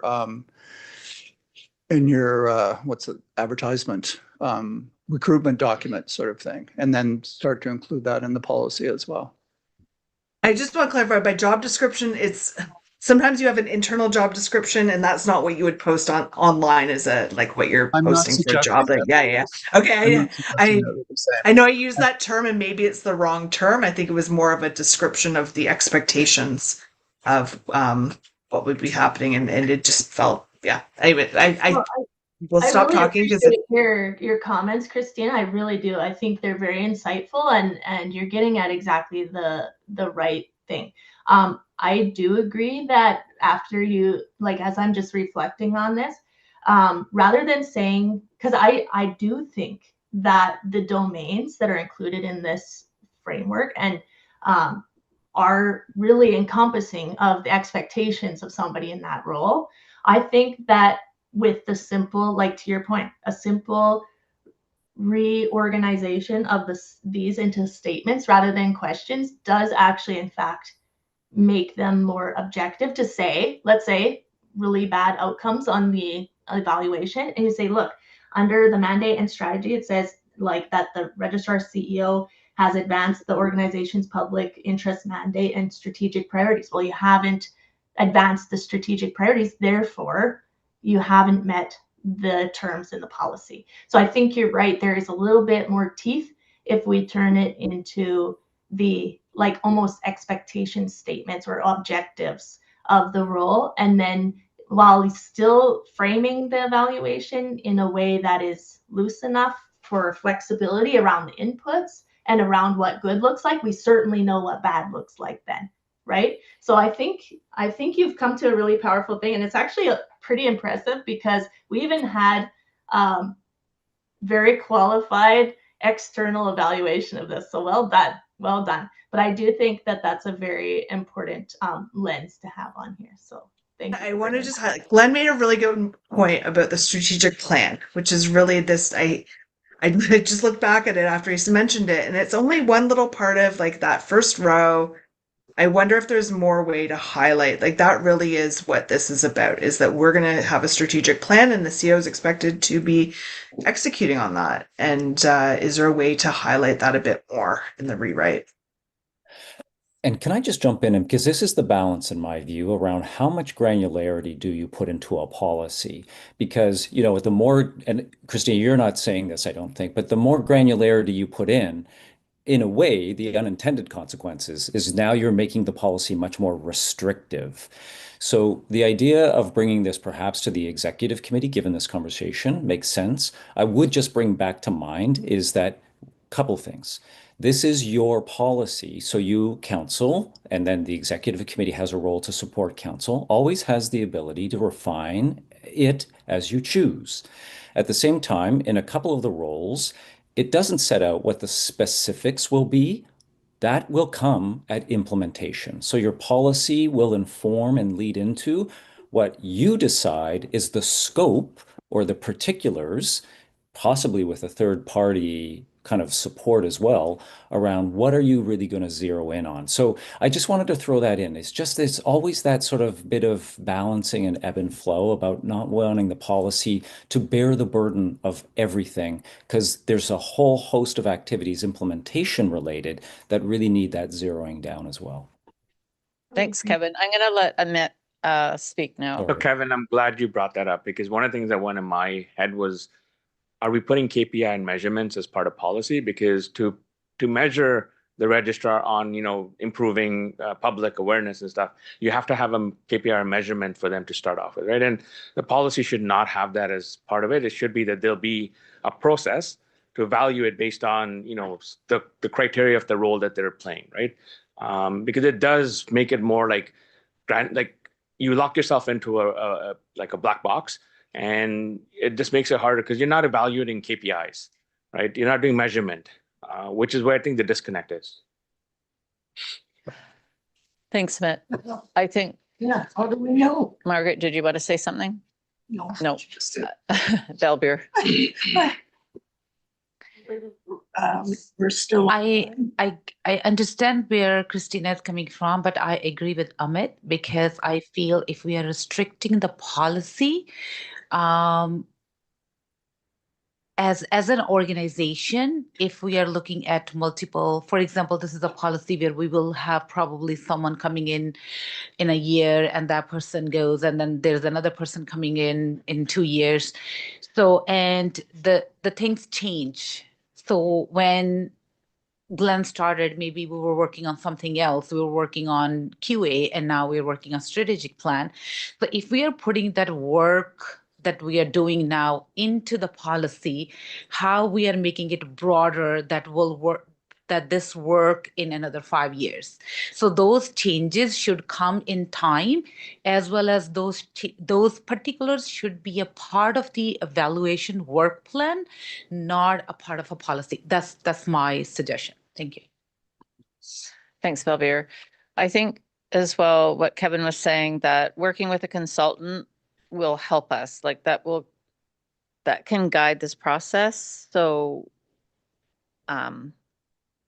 we don't have the expertise. We're not HR, professionals. So, and I think this policy has the ability to be agile. Like we can, move around it.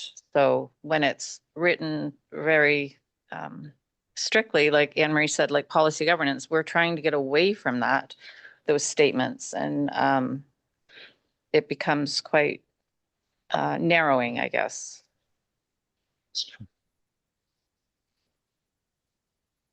Okay, comment. Yes. So just a thought, and not a suggestion for any amendments or anything, but as I listened to this conversation and the one before around the council effectiveness survey, and we're talking about staff evaluating committee function and the committees evaluating themselves. But in none of this discussion is there an opportunity for me to evaluate my employer. And I wonder if that's something that council's interested in. No. No. I'm just, Okay, so it is a one-way street. Gotcha. Okay. No, it just occurred to me that there might be an opportunity for in another, with another instrument or something like that for us to have a discussion as well. definitely, I think that's a good idea. Christina? I was gonna say, well, start off with Glenn. Sorry, you don't get to have a say in who you get around the table. So I don't know how much I mean, obviously the feedback would be welcome. Maybe there is a feedback mechanism. I'm all for like a 360 review process. I think we have one thing that's looming on me on policy, because I hear you, Belbeer, like this is the policy. Maybe we don't get too prescriptive. What if we get a really apathetic council? I think right now we're a pretty engaged group, but what if 10 years from now it's a group that doesn't really care and they just let the CEO run with it? And then, it'll be membership, registrants go back there. We're talking about protecting the public. I think we have to. Sorry? I missed it. No, sorry, nothing. Okay. I was just saying that we will always have a chance to review the policies, right? So I think it's more of the let's make sure it stays on council's radar that they need to have this, like, how do we make sure that there's a dialogue that happens and the council has that communication. Do we have a time frame that after how many years we review the policies? We do have that. So whenever the renewal comes up, we renew the policies and we have a discussion on that. Sorry, want to add something? No, I wanted to ask, is it possible that we keep the policy as written for now, and then if and when Glenn decides to never retire, would it be possible to at that point schedule a full review so that it doesn't change the terms of your current contract, but we still have a plan in place to make any changes that would be necessary prior to a new CEO registrar coming in? I like that. Yeah, I think that's a good idea. Christina? I would say when a CEO resigns is not the time you want to be going and revisiting policies. You have to, depending on how much time you have to get that job. You have to get the headhunter engaged and go. Because even the hiring process can be 6 months to a year for a CEO. I would say I would want the policies in place. I don't think that's the time you want to revisit. Could we have a draft in waiting in the wings for when? Like, could we work on it and then have it ready to go in the event that Glenn does decide to retire? Like, could we work on that in the meantime? Well, if, not when, if. Okay, hang on. Amit. So I don't want to beat this conversation more, but Christina, is your concern of the risk that you're trying to mitigate through these policy changes to avoid like 10 years out if something goes wrong, or you're looking at near term where you're seeing a gap? Right, because policy is risk mitigation. You don't know when the risk is coming. It could be next year. It could be 10 years from now. I like the idea of sending this back to executive. I obviously don't want to slow down this process any longer either, because this has been something in the works for a while. Oh, Natalie. Hi. This is such great conversation, you guys. Well done. But I would say I didn't make this policy for Glenn. This policy I made for any regulator anywhere in Canada. So I would say take a look again at the domains and the purpose and description. I do think that it would be strengthened by a statement instead of a question. I'll give you that. I think that it adequately describes the expectation of any CEO registrar of any regulator. So you shouldn't have to change this policy based on who's in that seat. What it does do is it creates a framework that no matter what your priorities are as an organization, no matter who's at the council table, provides the flexibility to tailor the evaluation to the needs at that time. So I think with the slight improvement of statements to say, you know what, you're not meeting expectations because you're not doing this. I think that's important, but I think overall we wouldn't want to suggest that this is only for Glenn and that when somebody else comes into that seat that suddenly we need to scrap this whole thing. The whole point of a policy is that you create that consistency over time to be able to approach the same process the same way with clarity and objectivity. So that's what I would just wanted to interject in that conversation. Natalie, can I jump on that again and just ask you it this way? Because I think the scenario is a helpful one to consider. So, in the event that there is a new CEO registrar, council retains the ability, and there are different other roles, to calibrate the evaluation depending on whatever the need is at that time. In this case, or in that kind of a case, somebody who is new to the organization, new to that role, for example. So I think the word I heard from somebody at the table was flexible. That to me is a really, really good example of how flexible the policy is, that you would be able to calibrate it to ensure it's meaningful for what that new scenario might be. Right. And again, I mean, I think apropos of the question already or put forward is that that's the process. It can go back to the executive committee to support council in contemplating, well, what will that look like in a change, rather than maybe that wholesale policy review.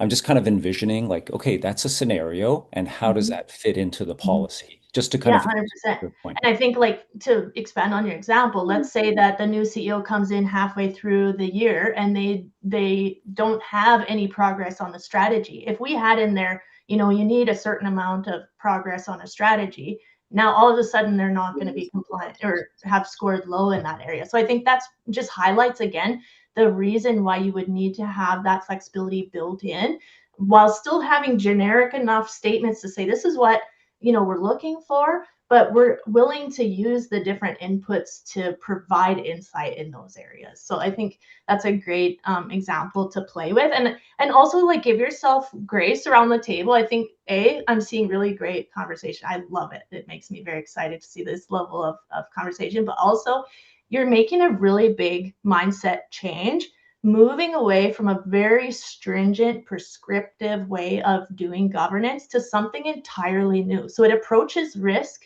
very differently. And to Glenn's point, this is really about continuous improvement, about having, you know, constructive conversations, about, you know, really enhancing the way that we support that role as a council, rather than purely risk mitigation. So I think it's an important shift, but also just recognize and give yourself grace that making that mindset change as we, you know, move forward and away from policy governance, it's tricky. And all these details of like, where does this fit? Where does that fit? Of this conversation makes 100% sense. And I'm encouraged to hear it, honestly.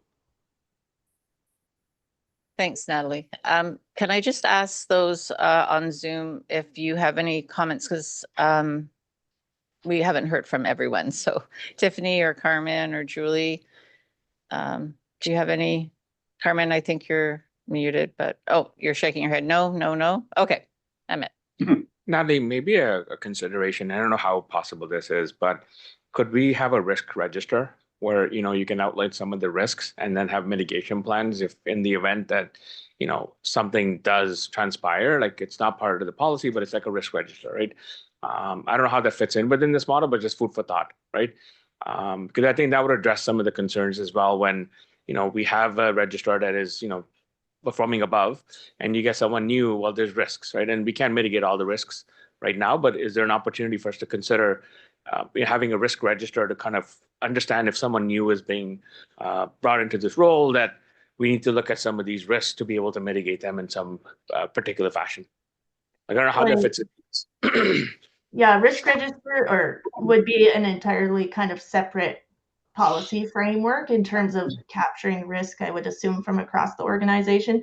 But I would say that the way that this policy, with the change to statements, it does mitigate the risks that Christina brought forward, in my opinion. But I think, yeah, you always need to be, as a council, considering the risks of succession and what happens if we lose our CEO and what doesn't. But that's far beyond where this policy is focused on. But it's good to be thinking along those terms on a broader scale. Yeah, Absolutely. so there might be an opportunity for us to kind of look at that as like a separate piece, Mhm.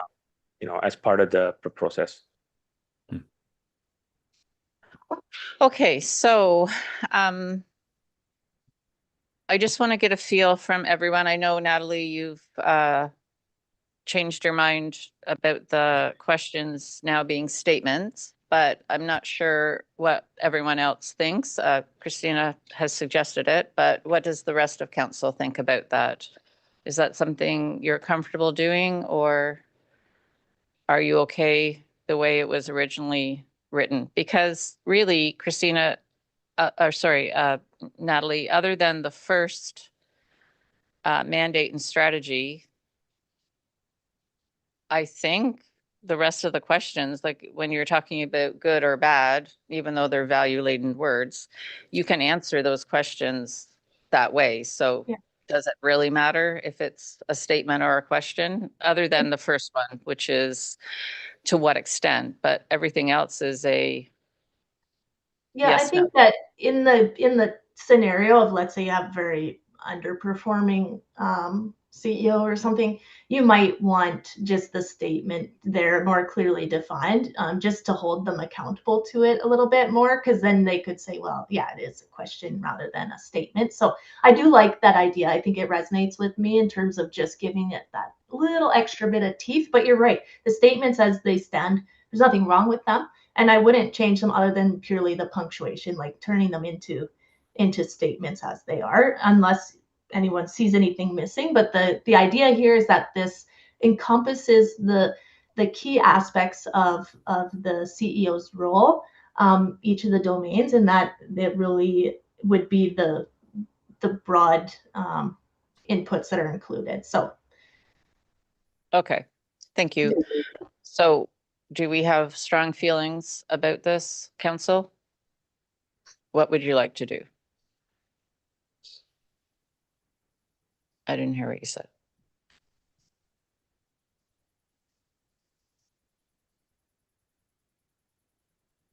So I have a question then for Julie. Can we approve this amended, or like that part amended instead of a question to a statement? Or does it have to be rewritten before we approve it? If that's the will of council, yes, you can do it that way. And then you just give Natalie and Kevin those instructions and they'll go off and change it. Yeah. Okay. Christina? What I was going to propose is if we could table, I don't know, maybe it's a Julie question. Can we approve this virtually? I don't feel comfortable approving policies that I have not read the actual final wording of. So while I notionally agree with changing it, I would prefer to actually have the written policy for us to approve. But I'm happy to do that through email once Natalie and executive are good with the revisions. No, I wouldn't recommend that you do something offline. That should be done in a public meeting. So I would say I would propose that we table the vote for the actual written policy to be updated, unless it's something, I'm looking at the clock, it's not something that can be quickly done offline and brought back to us, but I would prefer to read what we're approving.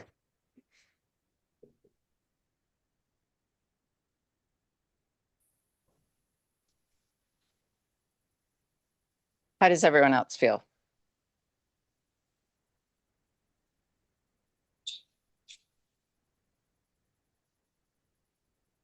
Madam Chair, if I could jump in, you might want to ask Ms. Lee Rothstein if she wants to put a motion forward, and if somebody wants to second it, then you can vote on the issue of tabling it. Okay, let's do that. Okay, so I'll put forward a motion that we table the voting of the policy. I don't have my documents all in front of me. I apologize, but to table the discussion pending executive review with Natalie Thiessen. So she'll need a mover. Well, she need a seconder. She's moving. Oh, sorry. A seconder. Okay. All in favor? Sorry, was there a seconder? Vanessa. Okay, sorry. So who's in favor? 1, 2, 3 Who's in favor? for tabling it. Favor. 1, 2, 3, 4. 2 online here. 5, 6. Well, she moved it. So is that carried? How many have, what quorum? Is that carried, Julie? If there's 6? I can't see how many people are in the boardroom. Yeah, we can't see the hands. Oh, okay. So put them up again. But I need to know the total number of counselors No, first. I'm counting them, but people aren't putting their hands up. So 1, 2, 3, 4, 5, 6 out of. Remember, the mover and seconder also have our votes counted for quorum. So, Out of 12. and you get to guess. So we have, count the number of people here and there. I did. 1, 2, 3, 4, 5, 6, 7, 8, 9, 10, 11, 12, 13. 13. So we have 6. I'm too tired for all this. So if there's Can you maybe 13, provide guidance on how the vote should go? Because it should be yays and nays is my understanding. Before you have a roll, or should I put it forward a motion for a roll call? Because we didn't have a motion for a roll call. I don't know how. We don't normally do that. No. Julie? so are there 13 total, including the people on the screen? Yes. And you six voted to take. Isn't it 14? Don't forget. Perhaps read the motion again, please. 11, 12, 13. Sorry, 14. 14? 1, 2, 3, 4, 5, 6, 7, 8, 9, 10, 11, 12, 13, 14, including the chair. Then 6 is less than half of 14. So no, the motion does not pass. So can we just confirm? I just want to ask for a roll call because I can't see everyone. So if we can just have a roll call of who the yays and who the nays are. So then then you'll have to have a motion, put a motion forward for that to see if council will agree to that. I would like to put forward a motion for a documented roll call just because it's very close. I just want to know. It seems like there's a bit of confusion and like I said, I can't see who had their arms up. We don't have a secondary. You have to. Kylie voted to table it? You have to second our motion. Oh, second, sorry. So Kylie seconded the motion. I thought you meant roll call. Okay. Repeat the motion. She's made a motion to record the vote, which is do a roll call vote. So she So I made the put- motion. yeah. You've seconded it. Okay, so start over there. Did you vote? So say into the microphone, are you yay or? Whether we're gonna do a roll. Okay, Crystal Afzalzada. so right. Right? Mhm. Really? Sorry, I We're don't. on the roll call. What? Yeah, Julie, I no, think, can you reset? Because I just feel like there's a bit of procedural confusion. I just want to make sure that everyone who voted on my original motion, that vote was like, that we have an accuracy because there was some, like I put forward the motion. I don't know if my vote was counted and that sort of thing. So I just want to make sure procedurally we've done this Sure. correctly. I think the second time around, it was definitely counted, but at this point, sorry, when the people in the room are speaking, like it's impossible for us online to hear anything. Sorry, that was my school marm voice. So you don't actually get a recorded vote of this vote. So right now people can just put their hands up so it sounds like now on the floor is the motion for a roll call of the vote you just did about tabling the motion. So just from a show of hands, who is in favor of doing a roll call for the vote that you previously done? Like a recorded vote. So there's 1, Tiffany, 2, Carmen, 3, Christina, and then somebody there is going to have to count the. Crystal, Kylie, Jen. 3. Right. So that's less than half. So that motion fails as well. So we're not gonna count our votes? No. Okay. I mean, you've already counted them. You're not recording them. We've already counted. Okay, So the motion. So then So you have to vote on the original motion. right. Sorry, whether it's to approve the policy or not. It's not amended. As amended, yes. Okay, sorry, I'm just finding it in my notes.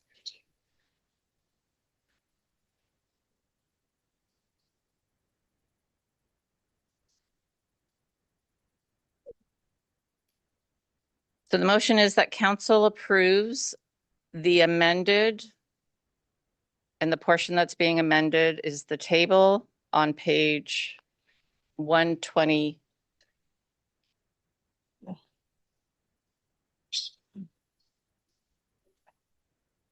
On page 120 and 121, where the questions will become statements. For the CEO Registrar Performance Evaluation Policy as presented. Can I have a mover? Anne Marie, seconder, Julie. All in favor of accepting the amended CEO Registrar Performance Evaluation Policy as amended? 1, 2, 3, 4, 5, 6, 7, 8, 9, 10, 11. So that's quorum. Are there abstentions? And I don't know the word. Opposed? So Christina hasn't voted or Amit hasn't voted. She did.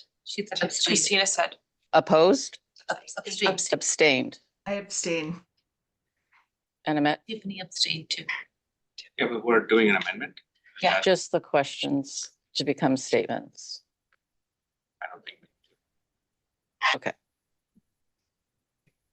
So it's passed. Well, it was, I thought that my understanding, and this is why I wanted to actually read it. My understanding, we are also changing the wording around the strategy plan.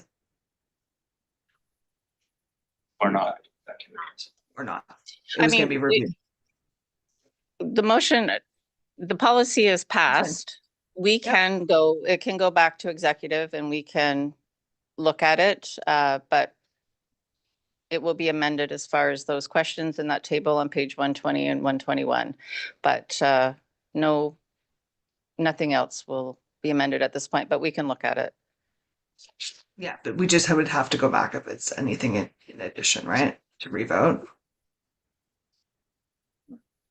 Yep, We voted over it in the future. in the future, yes. Okay. Thank you, everyone, for your patience. Thank you, Julie, for your help with that. Now we're moving to 6.5 policy framework revisions, and Paul is going to just talk about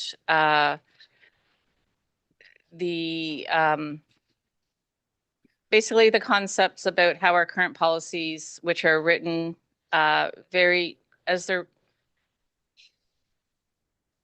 are currently written, are tightly tied to our policy governance, our previous governance approach to what council does. So she's just going to talk to us about how they will be modified or revised over time. So we have a more modern approach with our policy manual.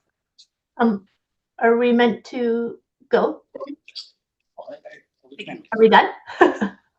Oh, sorry. Yes, thank you. Okay, I just wanted to say thank you. Thank you so much for having us. And it was a pleasure working on these with you. And it was a pleasure to observe your counsel, and all the best to you as you make this transition. Thank you so much.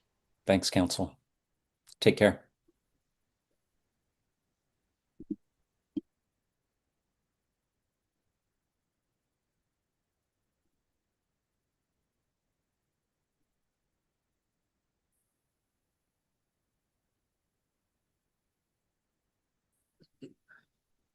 Okay, so that was a great segue. The discussion with Kevin and Natalie was a great segue into this presentation. It's more for information purposes only.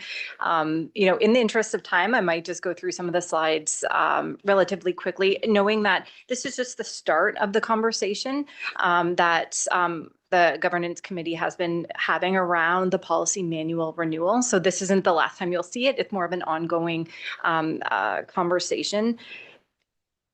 We'll see if this works. Yeah, so this PowerPoint presentation is structured in this way. I situate the policy manual within the broader policy framework. Highlight some of the governance principles that you've been discussing as a council throughout this governance modernization process. A few slides looking at the language used, the terms, the structure of the actual policy manual, and then we'll close on some recommendations and next steps. And I think, at the next steps, we'll have a more detailed, fulsome conversation around the policy manual renewal. So first, I wanted to situate the policy manual within the broader policy context. So there we go. So you'll see at the top of the slide, we have the enabling umbrella legislation. So we have the RHPA highest level of authority when we consider this hierarchy. Section 10 Section 2 of the RHPA is the Health Professions Procedural Code, and that sets out the mandatory common rules and procedures for all colleges, like registration and discipline and all of that. Below that, you'll see the profession-specific legislation, so the Dental Hygiene Act. And then I'm going to move over to the right side of the slide. We're looking at the regulatory side, the regulatory policies, as opposed to the professional practice. So we're not looking at, standards of practice or codes of ethics right now. We're more focused around the policies and specifically the policies that apply to governance.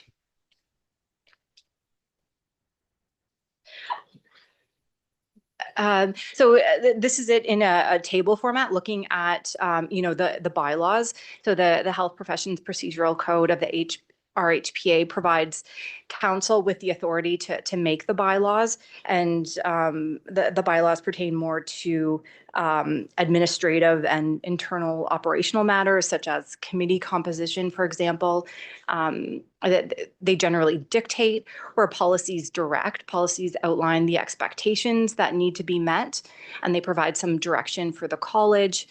And within the briefing note that Kevin and Natalie provided, they shared a really good comparison of policy versus procedure. So policy is generally higher level, the what, where the procedure is more the how-to. It's the step-by-step instructions. So if there are items that you want to have more detailed instructions, perhaps it's better placed in a procedure rather than a policy, and that's more related to implementation. I was going to, just in the interest of time, I'll just bypass this, but I was going to show an example of how we need to ensure that our policies do complement legislation, bylaws, and other considerations. So it's not as though we can take a policy and override the legislation. We need to ensure that it's complementary. And we're not just repeating what's in legislation, we're actually complementing what's there, or actually fleshing it out further in terms of some of the details for implementation.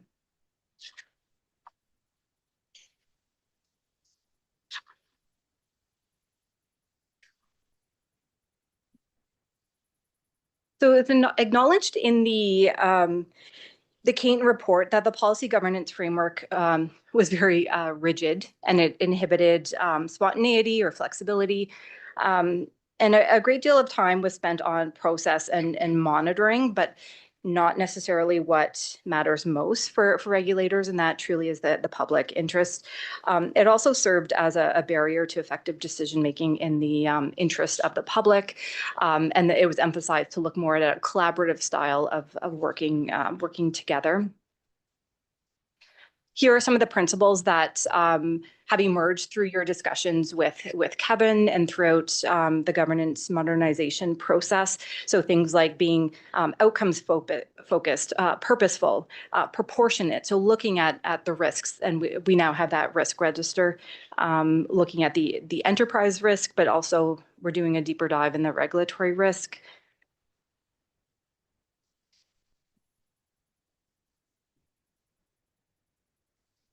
When we consider the content and the language within the policy manual, there were some kind of themes that emerged. We did that textual analysis of the current policy manual, and you can see policy governance threaded throughout all of the policies, just in terms of the language that's being used. So here's just a snapshot of common terms that's used throughout the manual. So there's very strict means and ends, and very rigid boundaries between those concepts. Constraints is mentioned quite a bit, as well as limitations. So constraining and limiting much of the work that's being done. I think we've talked about how many of the policies are written in the negative. So normally you'd go to a policy to better understand kind of the scope and the application, but policy governance use that negative language. So someone shall not do X, Y, or Z. There's a lot of focus on compliance, a lot of focus on control and ownership. And again, this language doesn't align with the principles that was shown on the previous slide. So we're not seeing that collaborative outcomes focus and purposeful and proportionate governance. The next slide shows some examples of how just changing the language can make a significant difference. So instead of having strict boundaries between means and ends, we can talk about the strategic direction, the strategic priorities, the goals of council or the organization. We can talk about responsibilities and stewardship rather than constraints and controls. We can talk about what one shall do rather than what they shall not do. Focus on the performance outcomes, impact, alignment. Rather than control, we're looking at trust, building relationships. There's that oversight, stewardship is used again, and really bringing everything back to that public interest mandate and the public engagement. You too. Oh, wait, she's me. Okay. So actually looking at the structure. So right now I'm thinking about the table of contents of the policy manual. So that's what I'm referring to here. These terms should look familiar to you if the slide changes.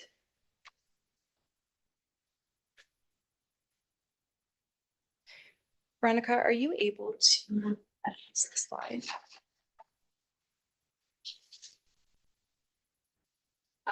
So you're familiar with these terms. There's the ends policy, executive limitations. We look at delegation, and we look at the global governance process. So considering what we discussed on the previous slide, let's look at how we could restructure this to align better with the principles that council has articulated. So if you could advance to the next slide. So instead of having a strict ends, we could have a section on strategic direction. Rather than limitations, we can talk about financial stewardship, risk management, public accountability, and ethics.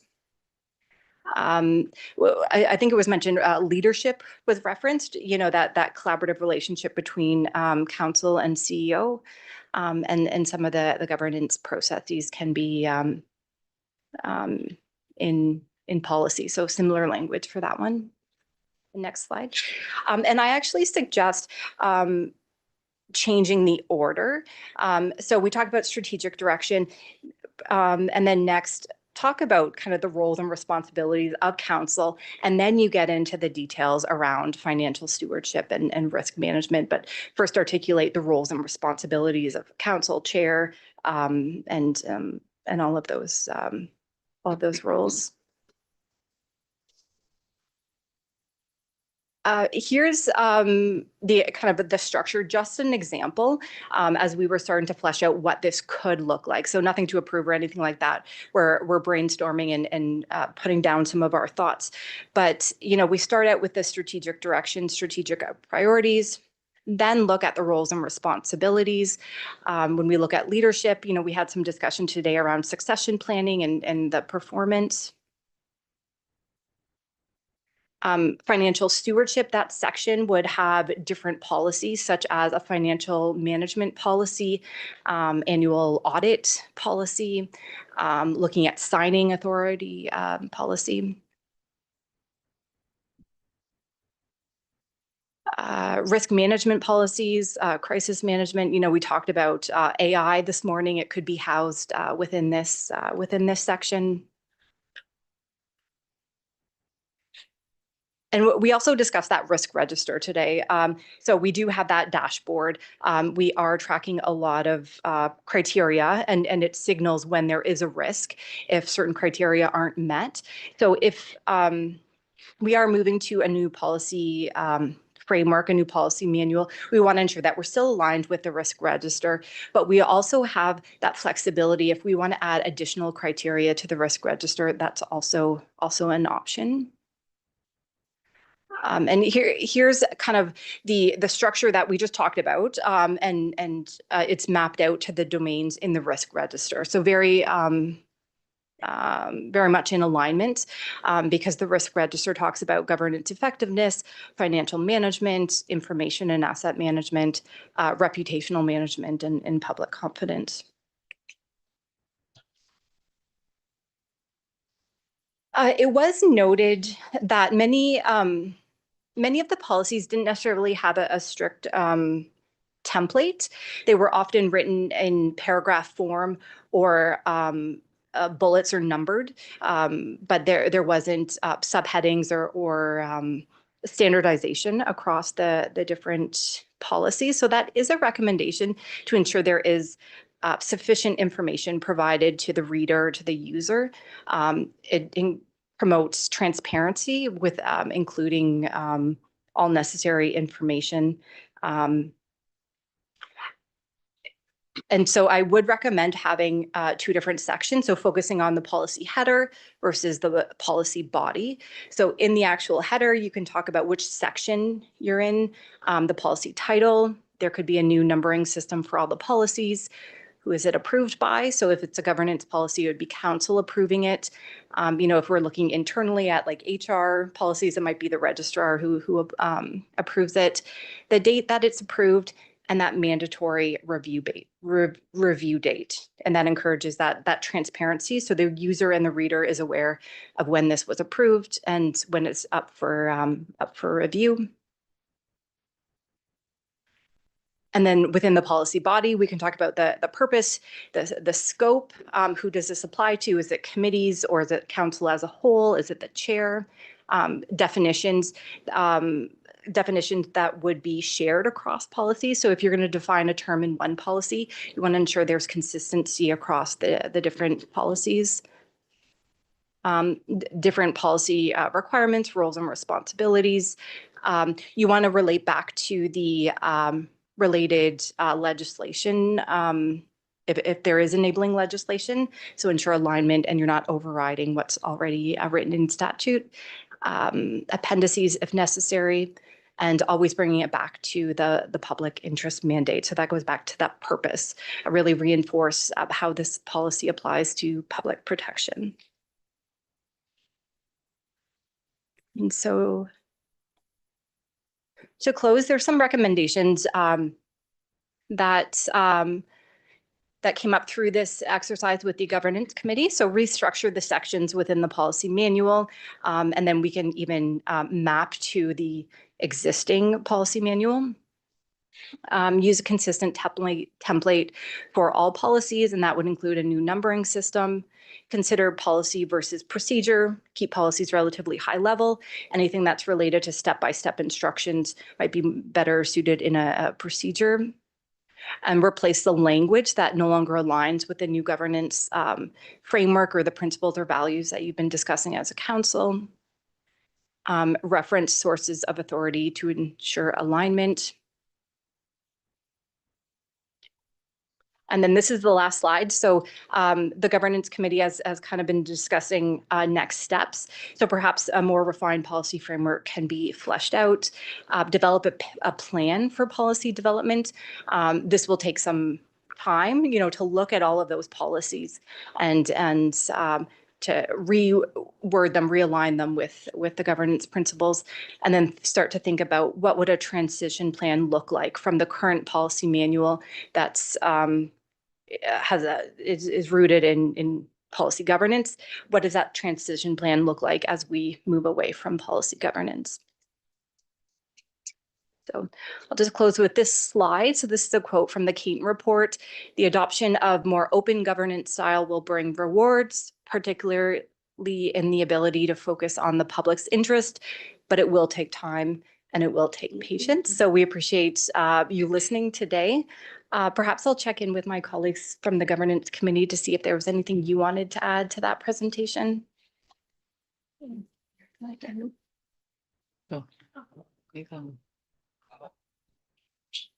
Sounded good to me.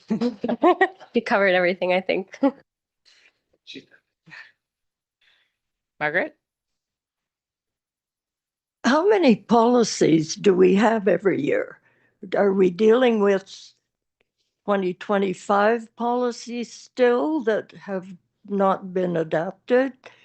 How many are coming forth in 26? Do you mean how many are due for renewal or review? Or how many policies in total? Well, the policies are coming from the government, right? No? We make up our own policies? Yeah. Oh. That's what we does. Well, the policies are set, like for policy governance, they've all been created. So that's what we monitor to. So Glenn monitors to ends and council monitors to the different policies. But remember, we're moving away from policy governance. So Paula's basically saying our existing policies don't really work anymore because, well, I mean, they work, but it's very rigid and strict. So as she was saying, we're going to be doing some modifications and revisions, but there's lots of them. The whole policy manual is quite extensive. So yeah. So we have them for council and for the CEO. Any hope of getting through them? That's what Paula's here for. Got the right person on the job. Okay. Thank you. I just have one follow-up question. What's the retention policies for some of these documents that we have? And are there any like considerations from like, deleting or archiving? We have a whole retention schedule that I can provide you a copy of. So it just depends on the document type, what they're used for. We have a whole retention schedule and it depends on the document type, what the retention period is. Yeah. Vanessa?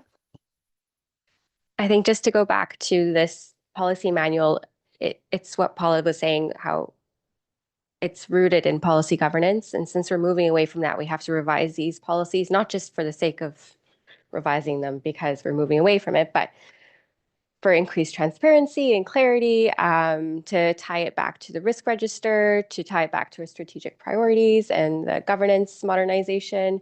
But it's not going to happen quickly. So we're moving towards getting it all done, but there are a lot of policies. And I think too, this is where, we've said as a council before, it's kind of scary, for lack of a better word, because we have been doing policy governance and then to just stop doing it and move forward with these revised and modified policies with our strategic plan, it becomes a little uncomfortable for us because we, this is what we've been doing and what's that going to look like? So I think that's why Paul is here to help us and guide us through that and just really make sure we don't miss anything and we don't get rid of policies that we, need and things like that. So yeah. Mm-hmm. I think that's true. And I think it's important, like, I understand that there may be some angst around moving away from a whole policy governance framework.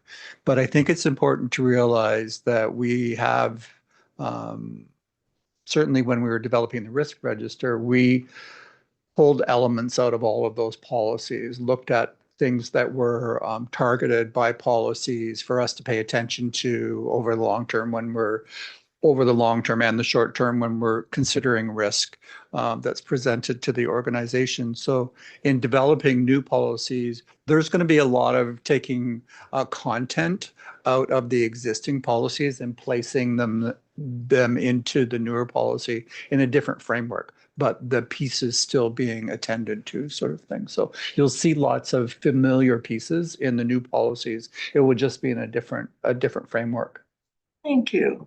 Thank you. You're welcome. Okay. And and then when we have to evaluate the CEO, it's according to how he has adapted the policy to our workings. Is that correct? A little bit like that. I mean, you're using policy governance language and we're kind of moving away. So one of the things that we're paying more attention to now is the notion of a strategic plan and how has the CEO registrar led the organization in the accomplishment of the strategic plan initiative, sort of thing. So those are a bit of shift that way.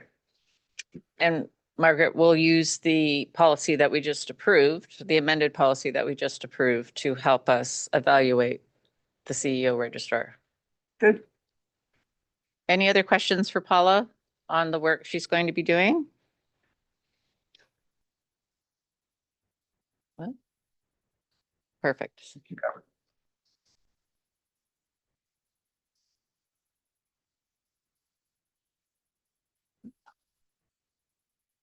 Okay, we're almost done.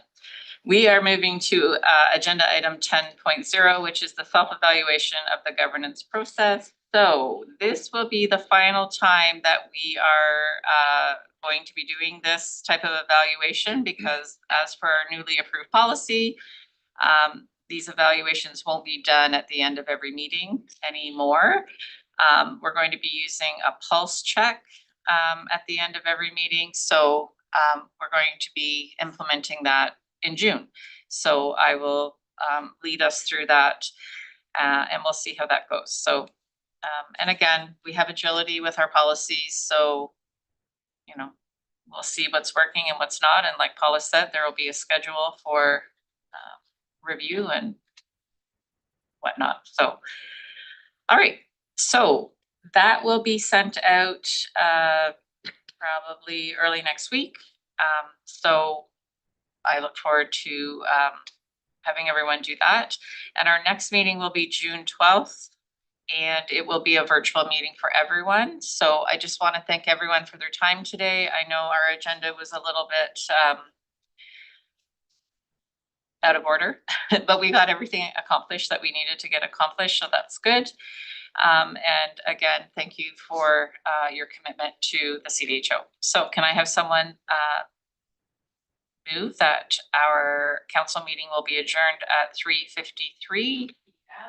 Carmen, thank you. Seconder Crystal, all in favor.